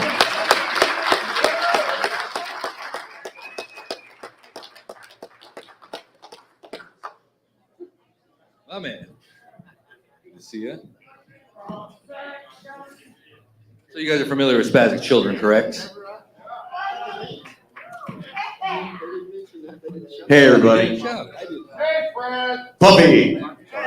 I'm not gonna get started. Listen, who here is around 24 years old? Anybody? Everybody just think about something real quick, right? This Cliff was taken from us when he was 24, and he was the older guy. Right, I'm not used to this position. So, Cliff hasn't even got started yet, I think, when he passed, because like Puffy says, anything that he did was fucking great. He had that, right? He had it. I mean, and so I didn't know Cliff back, and I'm not from Castro Valley and all that. I met Cliff through James. James and I were really close then. And James had that too. Absolutely had the it thing. Everything that we used to have 4-track recorders, and we would make little joke like commercials and shit. And everything that he did was just catchy and fucking like brilliant. It's like, how do you do that? You know? And Cliff had the same thing. But so think about if you're in your 20s and you have these friends that are just fucking going through the roof, man. On their way, it's just a steady ascent, like a comet, you know, And to have that happen just was shocking, man. I mean, I think that for all of us that, you know, from the Ruthies days and everybody in the club scene and everybody that knew Cliff, man, when that happened, that was innocence lost. You know, everything got real then. And yeah, so. I mean, I'd throw it out there. You say yes or no, but most of us, he was kind of our hero too. You know? Oh yeah. You know what I mean? And so to see him go, it's like you lose your heart, you lose your direction, you lose the North Star that you're tracking. I mean, yeah, I switched it to that. It's devastating.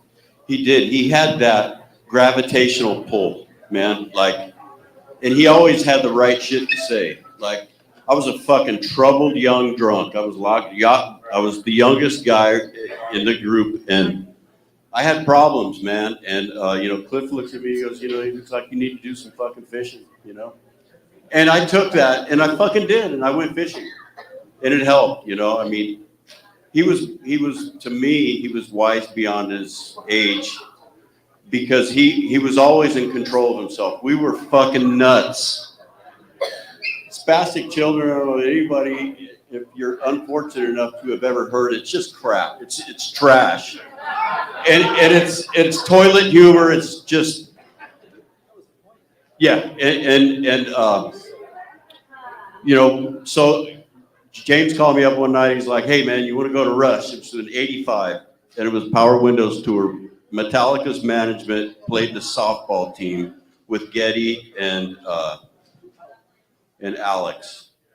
And so they were in town, and James called me up and said, fuck yeah, let's go. So we went, and when we went to the backstage afterwards, Jim Martin and Cliff were sitting there talking to Getty, and Cliff is just, I mean, glued, just locked in on every word that Getty had to say, you know. And he wasn't happy because he broke a bunch of strings that night, and it was bothering him.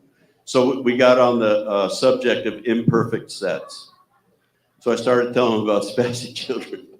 You know, we hadn't gotten naked yet, but you know, after Cliff was gone, we started taking our clothes off and shit. But it wasn't a pretty sight. But anyways, Cliff looked at me, fucking, and you know, James told him that he was playing drums, and Cliff looked at me, he goes, count me in. I'm fucking playing. And I go, dude, you don't want to do this. It's not your thing, right? And James, he can play fucking retarded sounds on his bass and shit. Like, all right, you know, whatever. And the first practice that we had was in the old Metallica garage. It was '85, the big storms that whole winter. It was flooded. And Cliff's standing in like a foot of water. And he goes, I'm going to fucking turn on the fucking amp. And if I start doing like this, just turn it off. But he was so down to jam. And one thing that I noticed a lot about James, and he wanted to do everything musically with Cliff. He was so gravitated towards Cliff. And that Cliff is still such an influence on them today for a reason. You know, and it was that, and James really wanted to do everything with him, and vice versa. They fed off each other in a way that was like, it was beyond comprehension. If you were there to see the behind the scenes shit and the friendship and the respect they had for each other, it's fucking unbelievable. You know, and it affected them deeply. And we never really grieved correctly. Everyone just got fucking drunk and tried to, you know, pass off the emotion that way. But you want to talk here? No, I was going to say, the first practice we had was, remember, in the Pillage Sunday studio in Oakland. And Fred didn't tell me this, so Fred and I were kind of jamming together, and the whole spaz thing kind of happened. Our girlfriends dumped us. We started writing these songs, and he was just like, "Yeah, just meet me at the Oakland place. I got some guys that want to jam with us." I had no fucking clue, right? So I'm in there plunking around, and in walks Cliff Burton and James Hetfield. And I'm like, are you fucking, these are the guys that want to jam with us? What the hell, man? And yeah, and then it just kind of, you know, whenever they were on tour and we had time, they were like totally eager to play, which was just mind blowing for me because my parents lived like 2 blocks away from James and Laura. I saw them around town. You know, they're the hometown heroes. I mean, you know, we all looked up to them, and it just blew me away that you know, these 2 guys wanted to jam with us. It was just crazy, you know. But yeah, once we all got to know each other, and then it was just like we had so much fun together. And you know, I remember the wake after the services, and we were over at Ray and Jan's place, and that was the first time I met his parents. And I was sitting down, and yeah, we were it was, you know, beyond, like Mike said, it was beyond our comprehension. That was the first friend I had lost at that young age, and we were all just devastated. But I sat down with them, and they were like, "Oh my God, you played in the band with Cliff?" And I was like, "Yeah." And they were just, he loved playing with you guys. He would come home with like $5 in his pocket and just say how much fun he had. And that was just like, it was just so cool to hear, man. I mean, yeah, we got lots of stories. I'll let Fred continue on with some stories. Thanks, Flunky. Puffy, did you ever take acid with him up at Jim's place and jam? Yeah. Fuck. I heard some tapes of that shit. Yeah, Cliff, man, made an indelible mark on my fucking life, and everybody else's too. And there's a reason why this is still going. Christiane, welcome, man. Thank you for coming all the fucking way out here from Brazil. That's so badass. And anybody that's young here that's a fan of Cliff, you guys are going to be continuing this when we're fucking gone, because we're on the clock, right? You know what I mean? So, you know, yeah. Less and less of us every year. Yeah, sure. And it's there's being young and growing up in the time that we did, we were super fucking lucky. The whole energy, the whole everything, just everything, right? So I can't even explain it. But for everything to work, nobody ever imagined in a million years it would turn out to be, you know, the way it is. And here we are. So I hope everyone keeps it going, especially the young people. Well, the old people are gonna die. We're fucking on the clock. So, but anyways, I think it's mind blowing, and I think it's really had fun. Yeah, yeah, and yeah, all the shit that you hear about Cliff is fucking true. Yeah. One more thing, if there's a couple. I mean, it's trash, but there's one. Somebody posted an audio of us at Rock on Broadway, and everything is just crap. But what you hear through everything is fucking Cliff, man, and he's ripping it. It's just fucking phenomenal. Everything's fucking awesome. Yeah. So right on, man. Love you guys.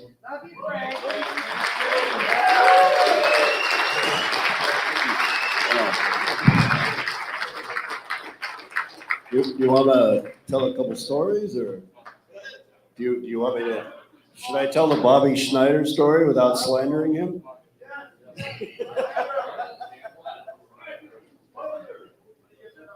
Yeah, just I won't do that. I mean, looking back on it, you know, Bobby had to corral all of us, so I'm sure that wasn't easy, and that's why he was, you know, that way sometimes. But yeah, so the the first time I saw them was Master of Puppets, and I couldn't get backstage, and I saw Cliff, and he was like, "Yeah, man, come over." And I tried getting backstage, and they wouldn't let me backstage, and Bobby was yelling at me, and Cliff stuffed a beer through the bars for me, and then he goes, "No, dude, this guy's coming backstage. He's with us." And that's just the type of guy he was, man. You know, give you the shirt off his back. And I got a couple other ones real quick. You know, he was just so laid back too. We were playing at the Rock on Broadway one night, and the manager came up and said, "Hey, you guys are on 15 minutes." And I remember James came up. He's like, "Where's Cliff?" I was like, "I don't know." And somebody's like, "I think he's having dinner." And I went outside, and him and Corinne, they're just sitting down having dinner. No big deal. I'm like, dude, we got to play. And he's like, "I'll be there." No. Yep. It's just totally chill. So, yep. And always late. Yeah. I think When he got there. Right. I think he showed up like 2 or 3 minutes before we were supposed to go on. But yeah, definitely for me, one of the best times I had with him was when we opened for the Mentors, and that was so fun, man.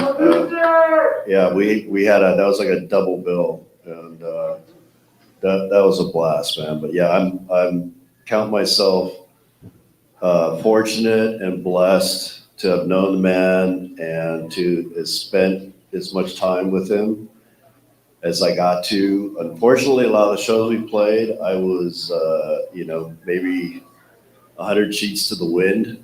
But yeah, it was just so cool playing with him, man. He always had a blast, and yeah, just through all the noise, like Fred said, man. You can just hear him just freaking wailing on the bass, you know. So that was really, really cool. Yeah. Thank you. I was just gonna say he's missed by us all. There's not a week day that goes by that I don't think about him, and yeah, just very, very fortunate to have been a part of that, and I mean, yeah, super cool, super fun. Well, thank you for sharing your stories, and Absolutely. we'll keep the tradition alive, and it's only gotten bigger since we started 7 years ago. Yeah, man. Thank you, Flunky. Thanks everybody for coming out. Thank you guys. Appreciate it. So we do have a couple more guests before we end the night, and then of course we're moving over to the Valley for the after party. So anybody who purchased a shirt today, I just want to say thank you, because 100% of those proceeds are going to the Cliff Burton Scholarship, and we actually have a video of the. Thank you. Do we have questions? Oh yeah, if we missed anybody who wasn't able to sign up, but we can keep it going. We can be until midnight if you want to. It's up to you. Oh yeah, we do have the jam afterwards. What songs are you playing? Okay, well I'm playing Paranoid, so hopefully you're on board with that one. I already played that one before. Oh, you played with Ozzy though, right? Oh, Black Sabbath. So. Okay, right on. Well, anyway, so this is the Cliff Burton Scholarship right here. We do have a video from this year's recipients of the Cliff Burton Scholarship. So boys, please roll that footage. Hello, my name is Nirvana and I'm 11 years old. Hello, my name is Aisha and I am 8 years old. Hello, my name is Aisha and I am 8 years old. We are very happy to be the recipients of the 2024 Cliff Burton Scholarship. We love Cliff's legacy and we will give this scholarship good use. Thank you! Goodbye!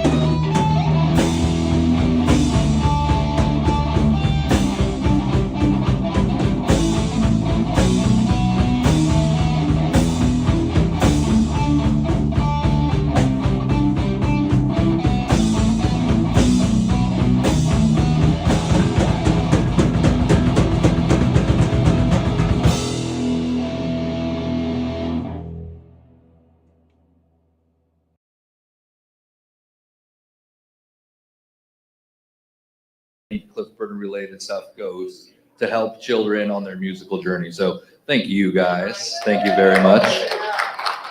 So next we have Scott, actually. Our next guest, welcome to the stage. Tremendous bass player in the bass playing family for the San Francisco Symphony.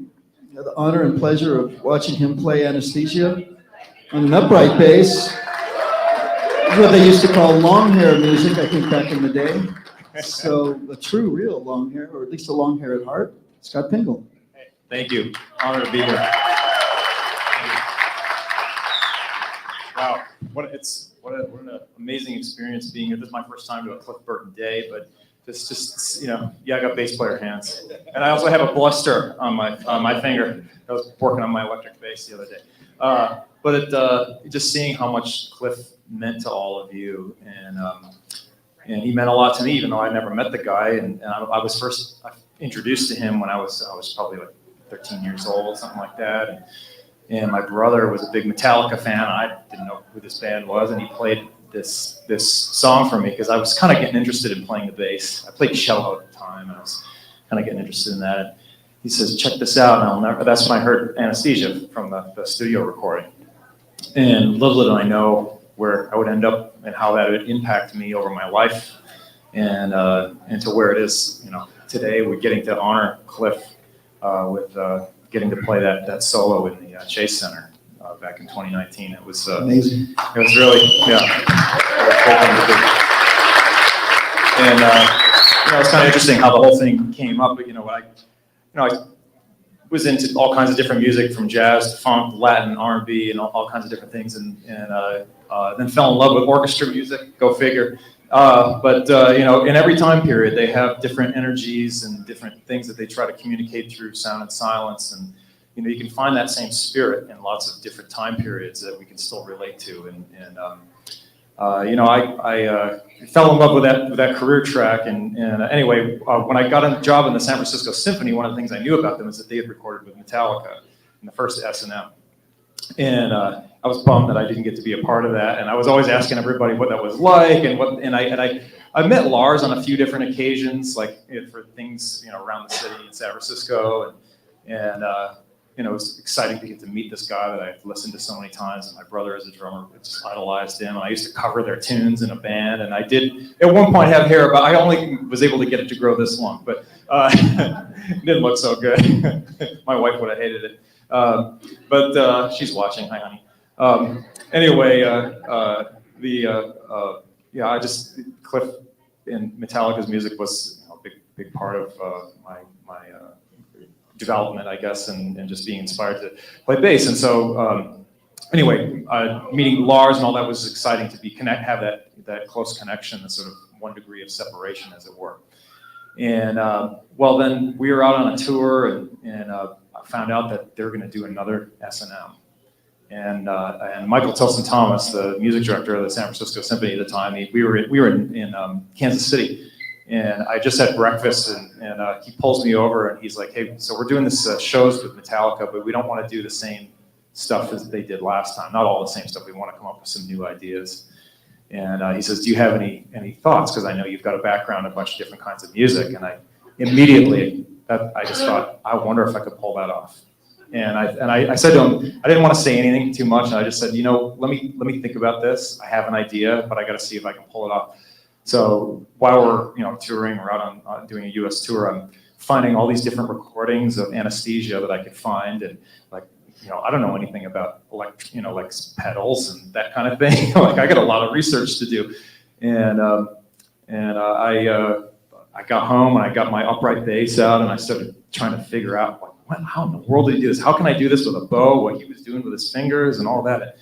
And when I realized I think I might be able to pull this off, then I emailed Michael and I just said, "This is what I want to do." And he says, "Well, I'll send it to the band and see what they think." And they liked the idea, but I still had to audition it for them.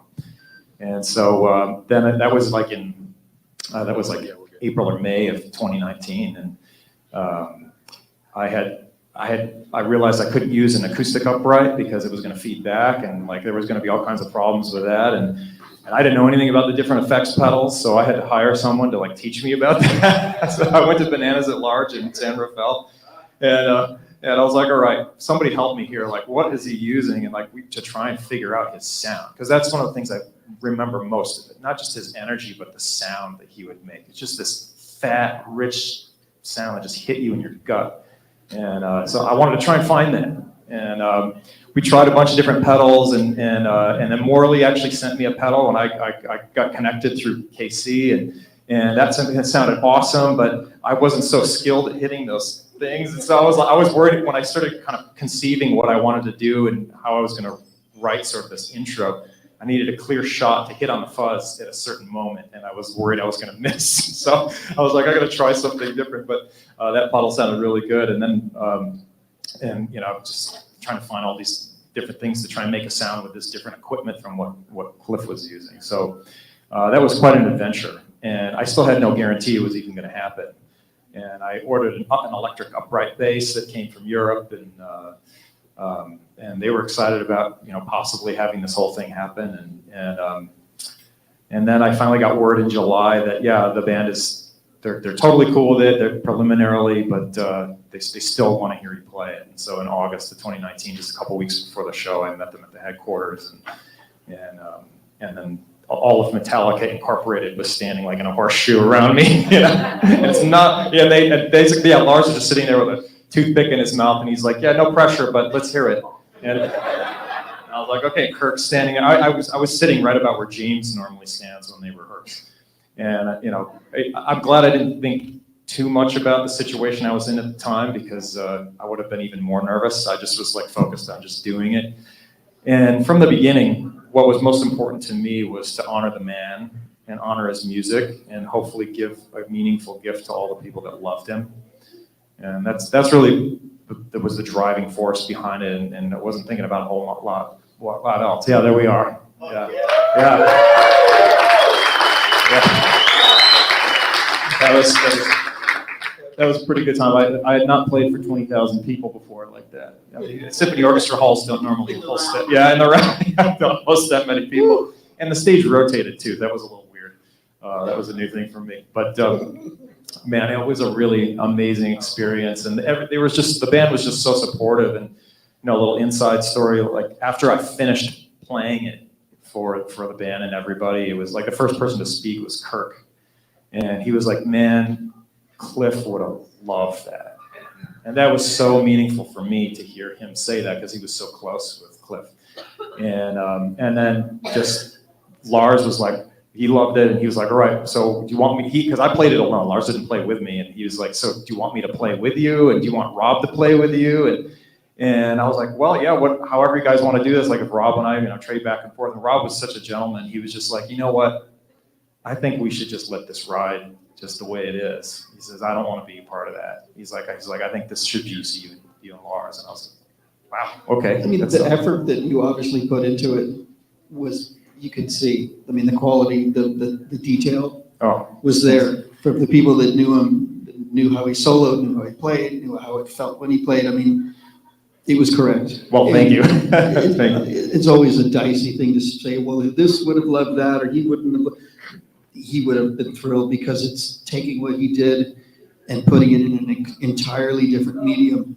I mean, we've said for years that every single one of these Cliff events, we've said how much he loved classical music. Yeah. We've said how much he was inspired by Bach and informed by that, and that was another brick in his foundation. So to take what he did, where he was interpreting something, and then you interpret that and bring it back into the classical idiom is amazing. Oh, thank you. Well, Cliff had so much depth in what he was doing that it can transcend style and can be adapted around. And the thing too is that musically, power manifests in so many ways. Whether it's Black Flag, Black Sabbath, or Wagner. And that's the thing. That's the thing that's consistent through the whole thing is the energy and the power. Absolutely. And the drama of it, the strength of it, and that's magnificent. Absolutely, yeah. And I learned from Ray. Even though I didn't know Cliff, I think I knew a little bit about him from getting to hang out with Ray. And boy, that man was amazing. What an animal. I think so I'll get to that. It's a very powerful thing. But after the first Metallica show, we did 2 of them. I was with Ray until, well, almost till the sun came up. And finally about 5:30, I'm like, man, I am just dying. I got to go to bed. And Ray's like, you wimp, you know? It's like, it's so funny. This guy is incredible. But for hours we sat and talked, and he told me about his son. And just what a proud dad, seeing that, how beautiful that was, you know, and yeah, absolutely. And just sharing some of Cliff's musical background and how Ray knew so much about music, and my family has history in big band music, and Ray knew so much. He was like a walking encyclopedia of big band music, and it was fun. Like, he's one of the few people I've ever said, "Did you know the Dick Jurgens Jazz Orchestra?" And he's like, "Yes," and they were in the 1920s. I'm like, "What?" Like, nobody knows that band, you know? Yeah, there was like a society band in the Midwest in the 20s, but he, it was really interesting. And another thing that Kirk said to me at the headquarters after I auditioned for the band, he was explaining to me how he and Cliff would do these listening sessions. And sometimes Cliff would pull out Bach. He's like, man, check this out. And then he said that some of the songs that Metallica has, like some of the chord progressions he took from Bach.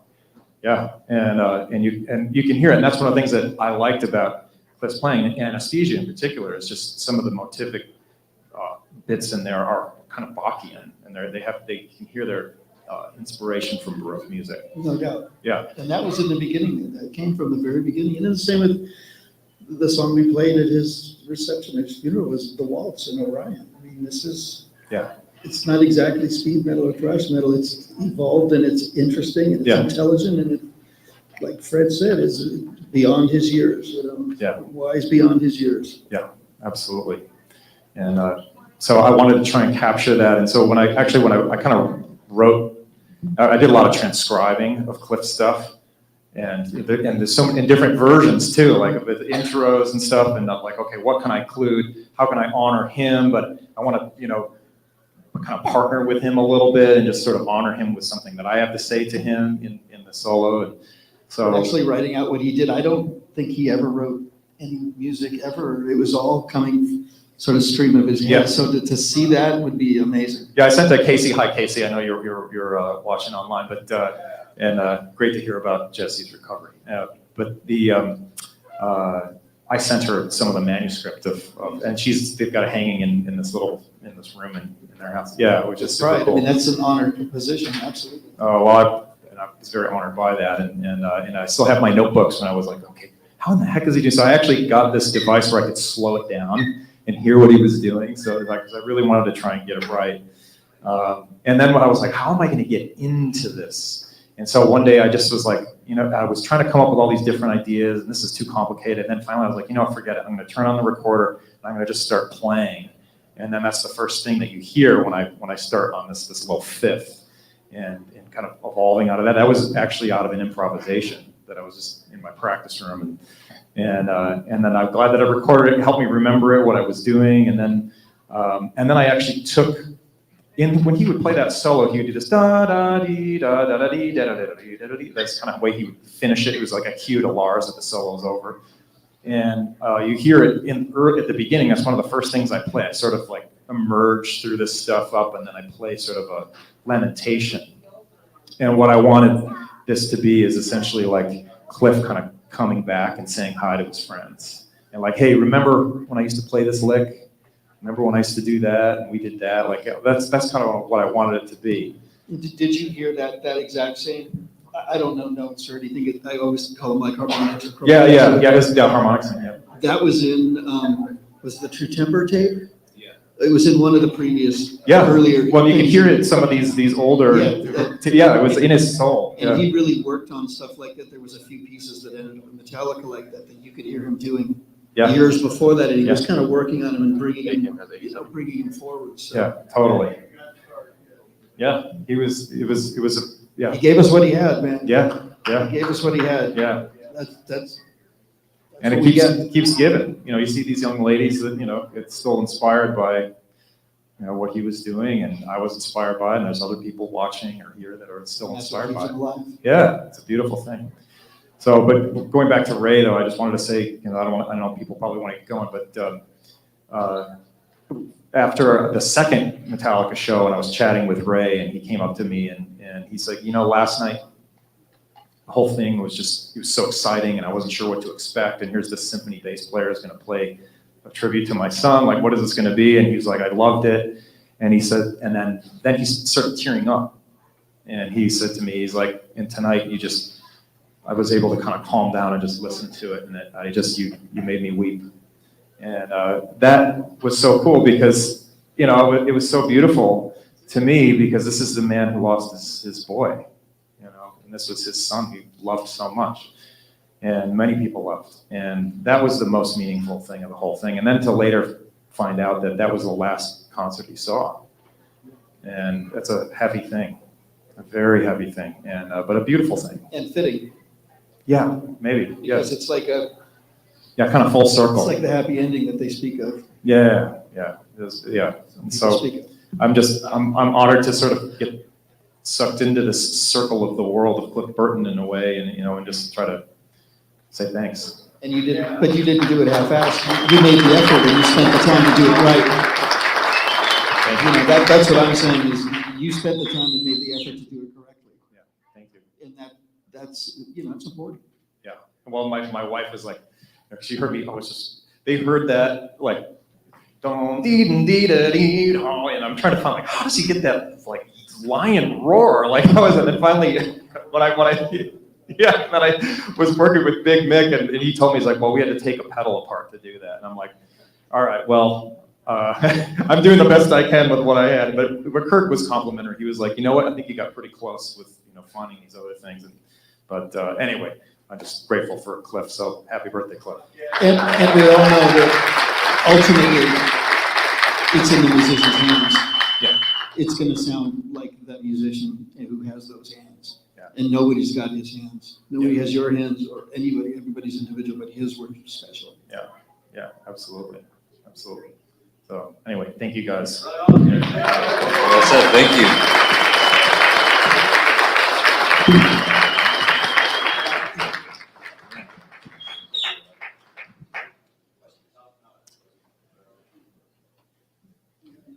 We have, is Eric Cruz right here? There he is. There we go. Mr. Eric Cruz to the stage, please.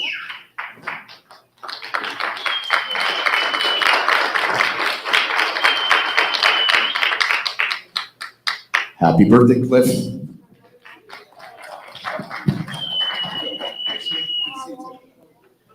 I just wanted to talk about the first time I met Cliff.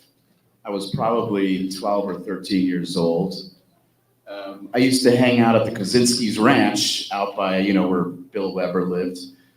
We took acid one day at 13 years old, and it started to hit us, and we're like, hey, let's go see the hippies down at the house, right down the block, jam. But it was down the dirt road. So my friend Alan knocks on the door. They pop their head out. It was Bill and Cliff. And Alan says, hey, we're on LSD. Can we watch you guys jam? Well, we're watching for probably 30, 40 minutes. And then, I don't know who it was, Bill or Cliff, said, hey, Alan plays drums. So they got my buddy Alan up there. He's up there for 10 minutes getting tortured. And then he says, Eric plays drums too. And I'm like, oh, fuck, I can't play with these guys. You know, I just started taking lessons and didn't have a band yet or anything, but I got to jam with him. And it was amazing. And then he kicked me off, got my friend back on, and we kept switching back and forth. And mind you, we're on LSD right now. So this ended up happening many other times that we got to jam with him, fortunately, at Bill's house. I called it Bart's Barn because I was younger, so it was Judd's Barn. Got to do a few parties out there, but yeah, it was just amazing having Cliff around all the time. I ended up playing at Ruthie's Inn, let Metallica use all of our gear at a show. The rest was history. Otherwise, yeah. I used to see Cliff almost every Friday at Shortstop grabbing beer. We would see him driving by in his house headbanging the silhouette in the window. And Yeah, I was just really fortunate to be graced by Cliff. And at one time, he actually came up to us after and said, "Hey, you guys are sounding better." I don't know who we're playing with, if it was Possessed or Death Angel or, one of these bands back then. But I just want to say a few words. I got to jam with Cliff probably 20, 30 times, but basically tortured.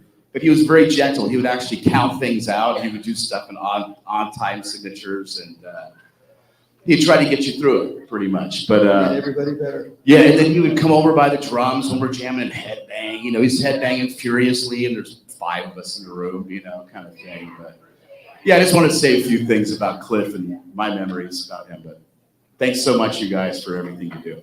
Yeah, right on. Thank you for sharing. Thank you much.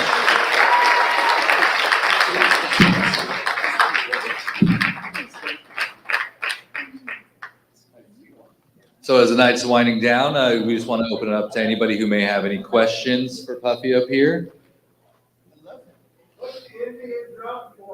That's a good question. Thank you for asking that. So in my culture, when we want to keep people alive, we have a ceremony. We gather in numbers and we talk about them. And that's how we keep our spirits, our friends and our families here. So I brought my culture to the event today.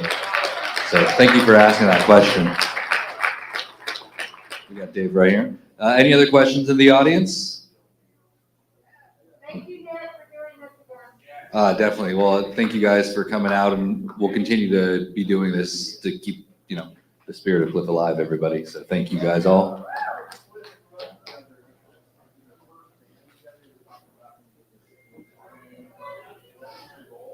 Yeah, we met about 11.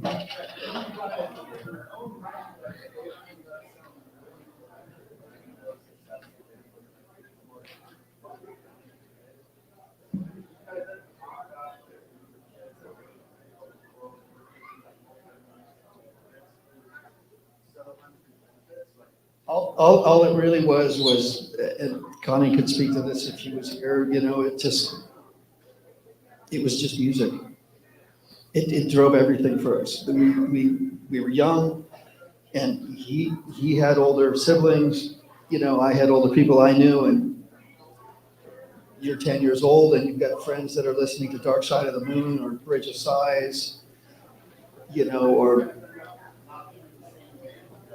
But we started that way, and my interest took me somewhere a little different. My interest took me away from the East Bay and into San Francisco because I was really taken with one of the shows that we saw together that was super powerful and transformative was we saw the Sex Pistols play at Winterland. And that really changed my life because I knew I wasn't going to be some fancy schmancy kind of virtuoso player. I was more of a kind of a regular meat and potatoes dude. Left-handed drummer on a right-handed drum set. I was an experiment kind of from the start anyway. So I was drawn into punk and post-punk really early in on that, whether it's Killing Joke or Bauhaus or Susie and the Banshees or whatever. And I really loved that. And that Motorhead Misfits, Ramones, punk rock, Black Flag. And he stayed in the East Bay and was truly a virtuoso by definition. And played metal, but guess what? The funniest thing, it's like the Ozzy song "Goodbye to Romance." It's like, well, meet the end. I mean, our paths diverged, but they met up again. When Metallica all of a sudden is leading the charge for thrash metal and punk rock influence with metal, and all of a sudden they've taken two different things, put them together, and they became the future. I don't know what your question was. I'm sorry. But was it we're going to be really popular and famous? No. Yeah.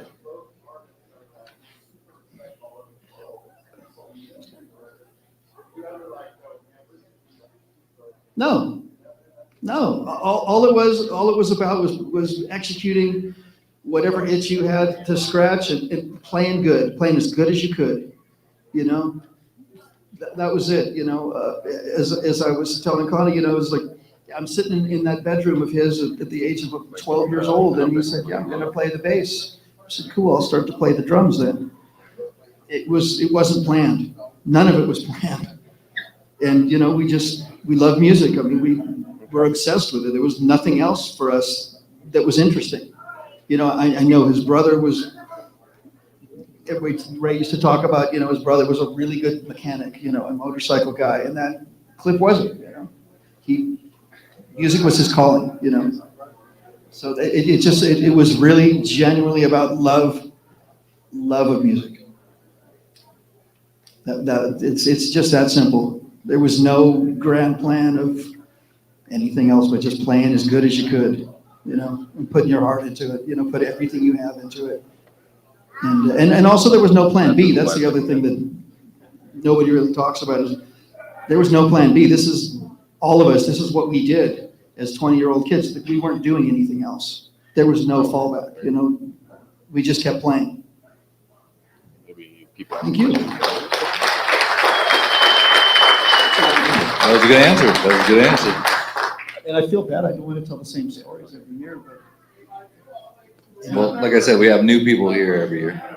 I've never heard the story, so keep telling it. Well, thank you. Thank you, Milton. Which story? Oh. So I have a question. Right here in the middle. There we go, right in the middle. Cool. It's a little difficult question, but since you know Cliff that well, I'll give it a shot. Have you seen the movie Through the Never?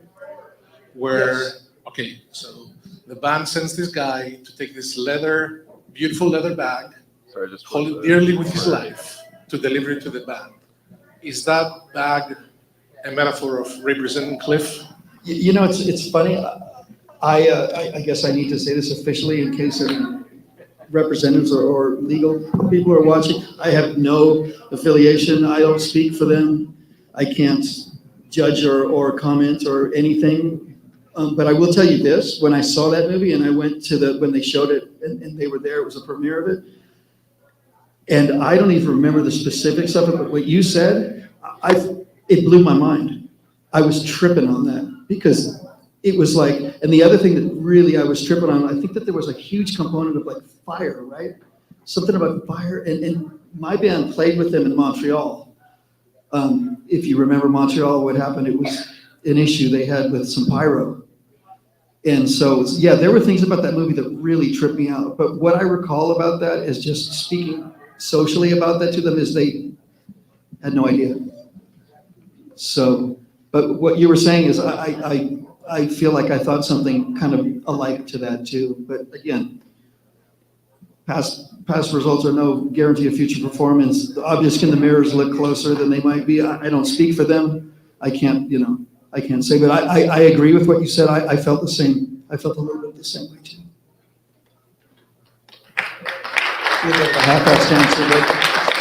Awesome.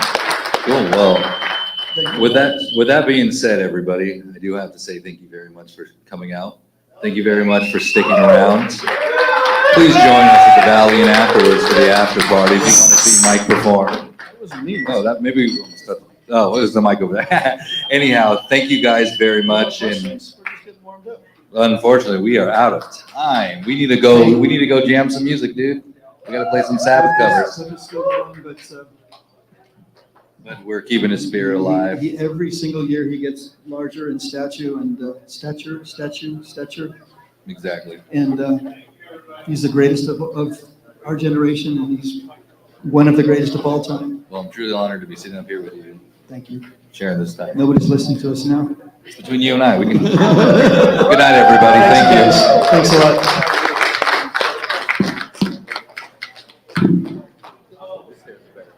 You're gonna throw it? Let's try it. Let's see. Let's get a photo.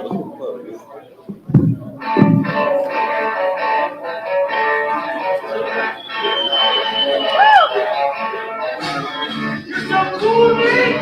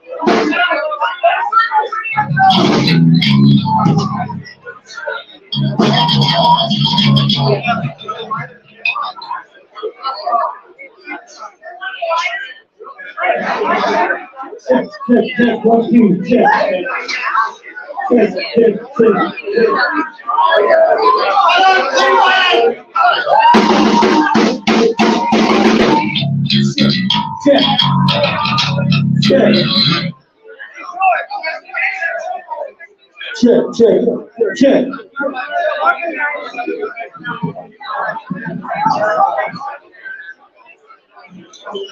Okay, everybody, keep your body clean to yourself.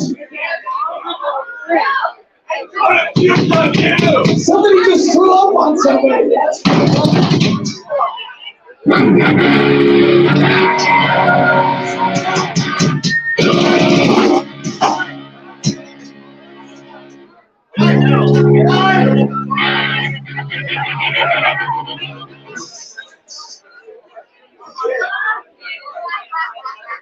Oh my God.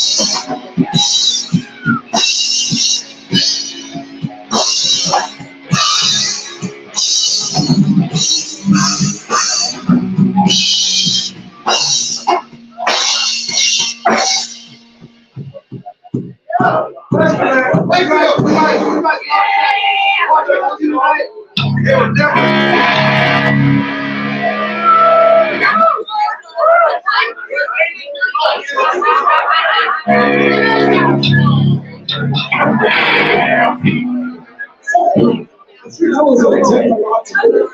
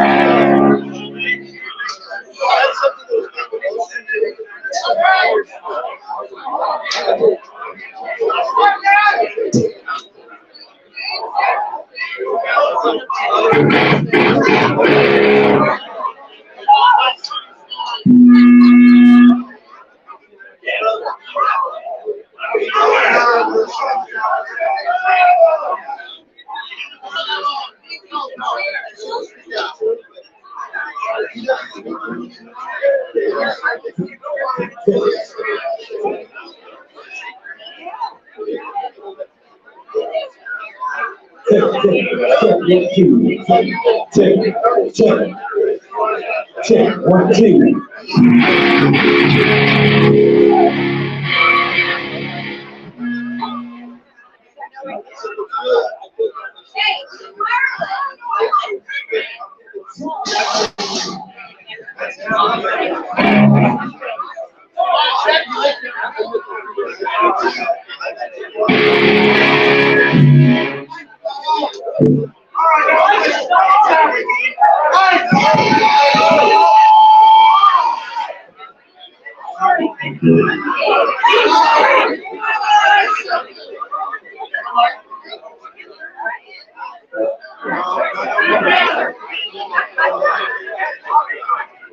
Hey, there we go.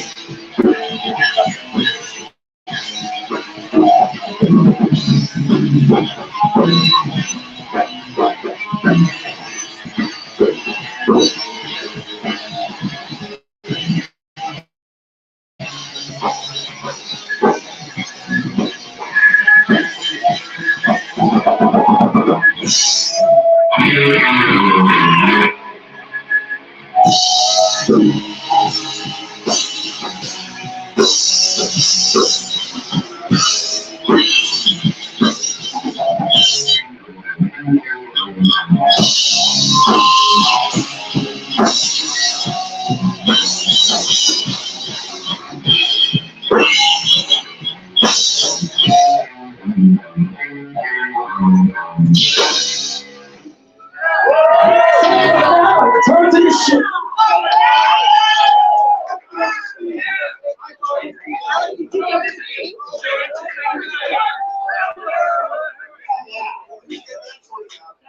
You don't do the whole.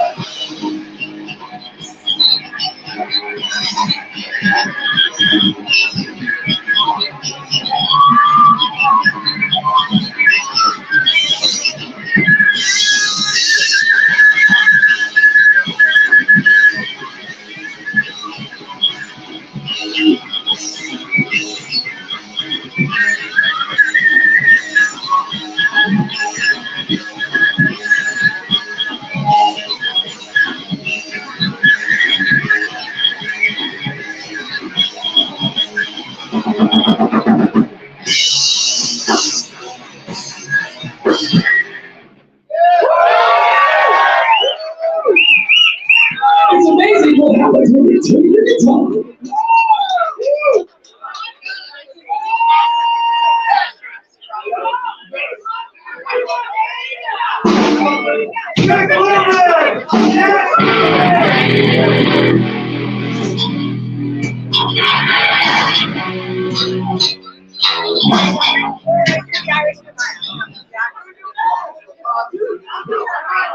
Turn yourself to live. You're gonna have to talk to yourself. Thanks, man. You guys gonna fuck yeah? I don't think so.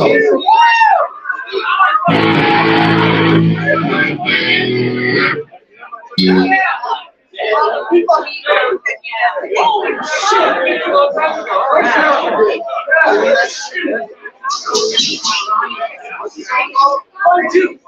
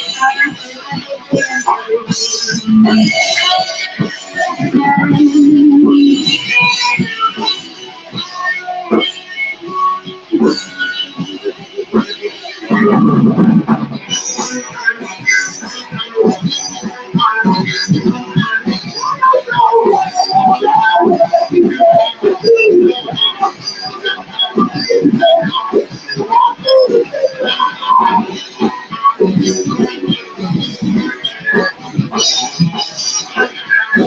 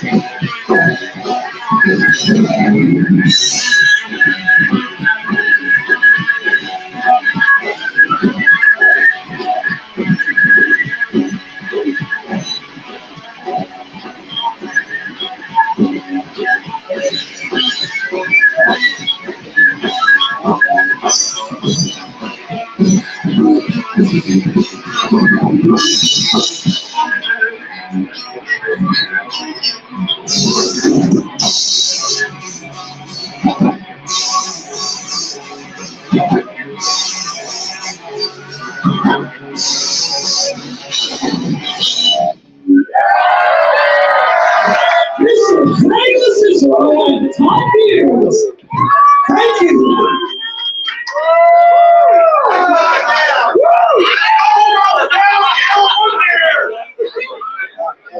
Fucking hey, those guys. Nope.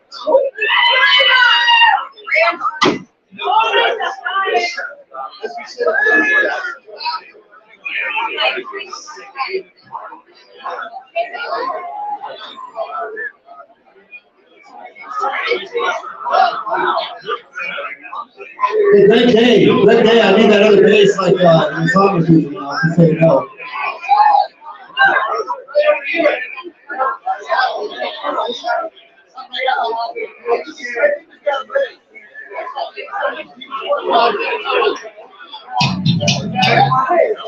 So anyway, fucking Cliff Burton. Yeah! Dude, I miss that motherfucker. He's been gone for years. But he was a fucking great guy. Fuck him. He's a fucking dick. Oh, that's what he would always tell me. I'm a dick.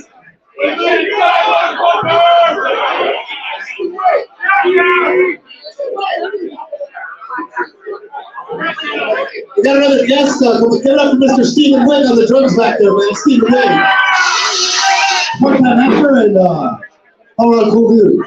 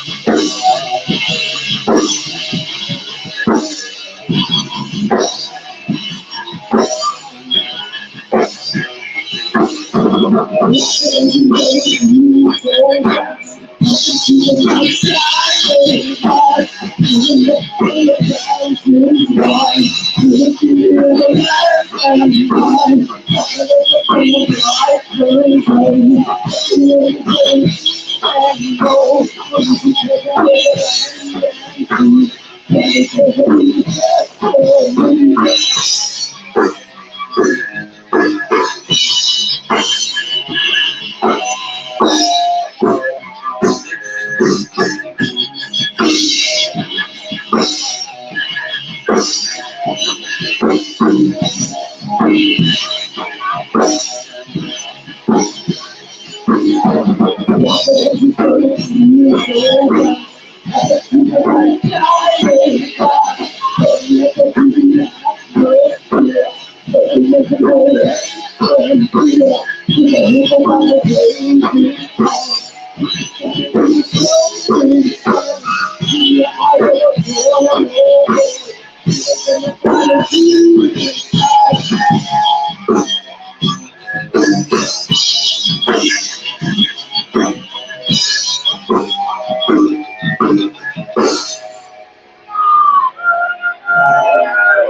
a breath.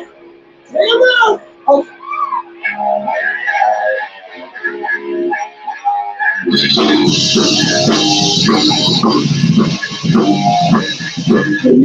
Try to say how to know. Stay strong, break the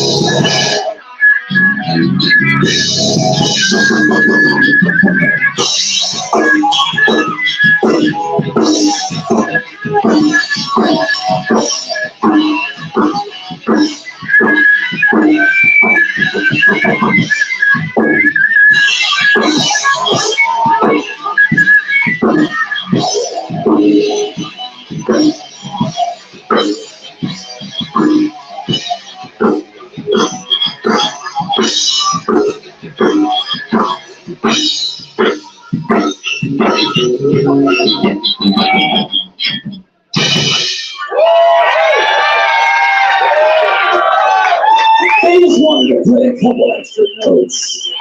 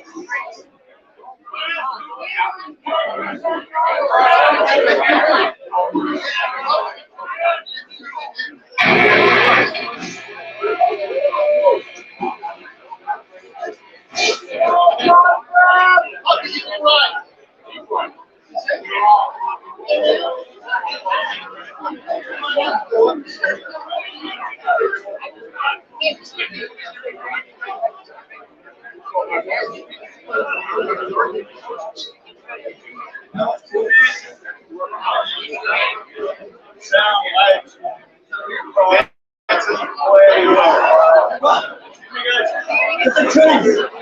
2 songs. 2 songs.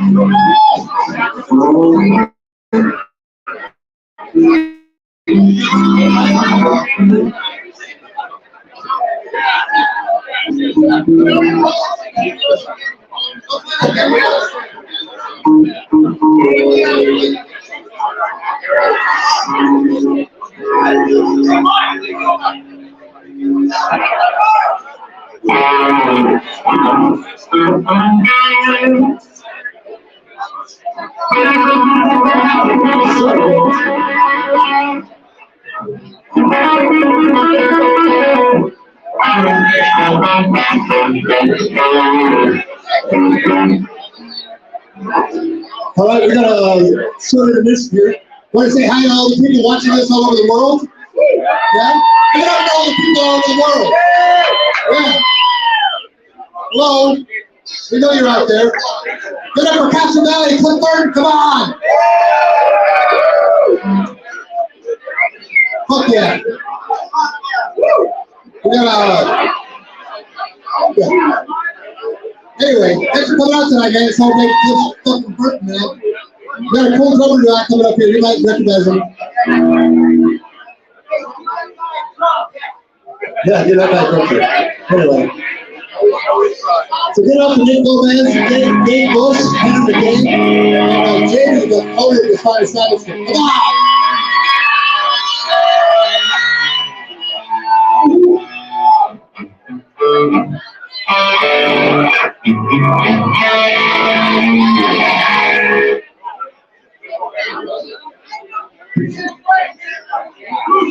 Thanks, Harold.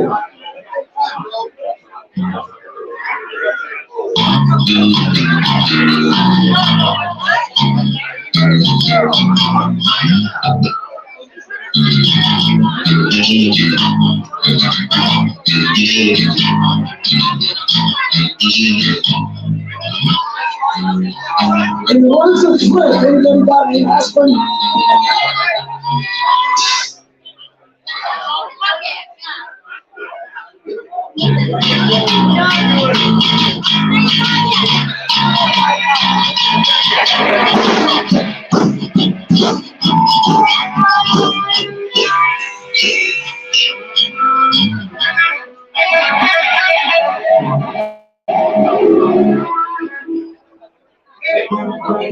John, are you over there?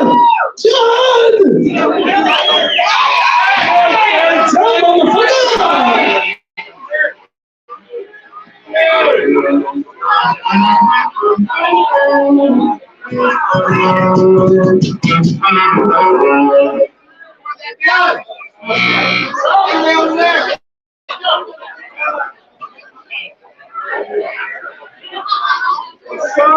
It's very temperamental fucking situation.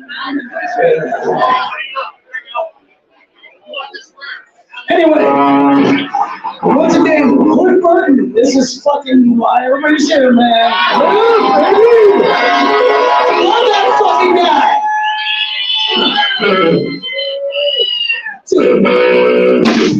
God, I wish you could be here to laugh at me. This is what he would do. And he'd look at me and he'd go, "You're a fucking dick."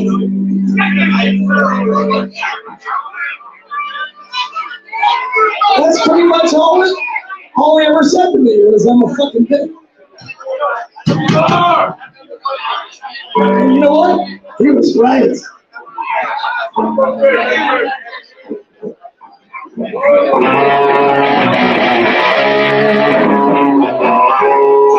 It's still true today.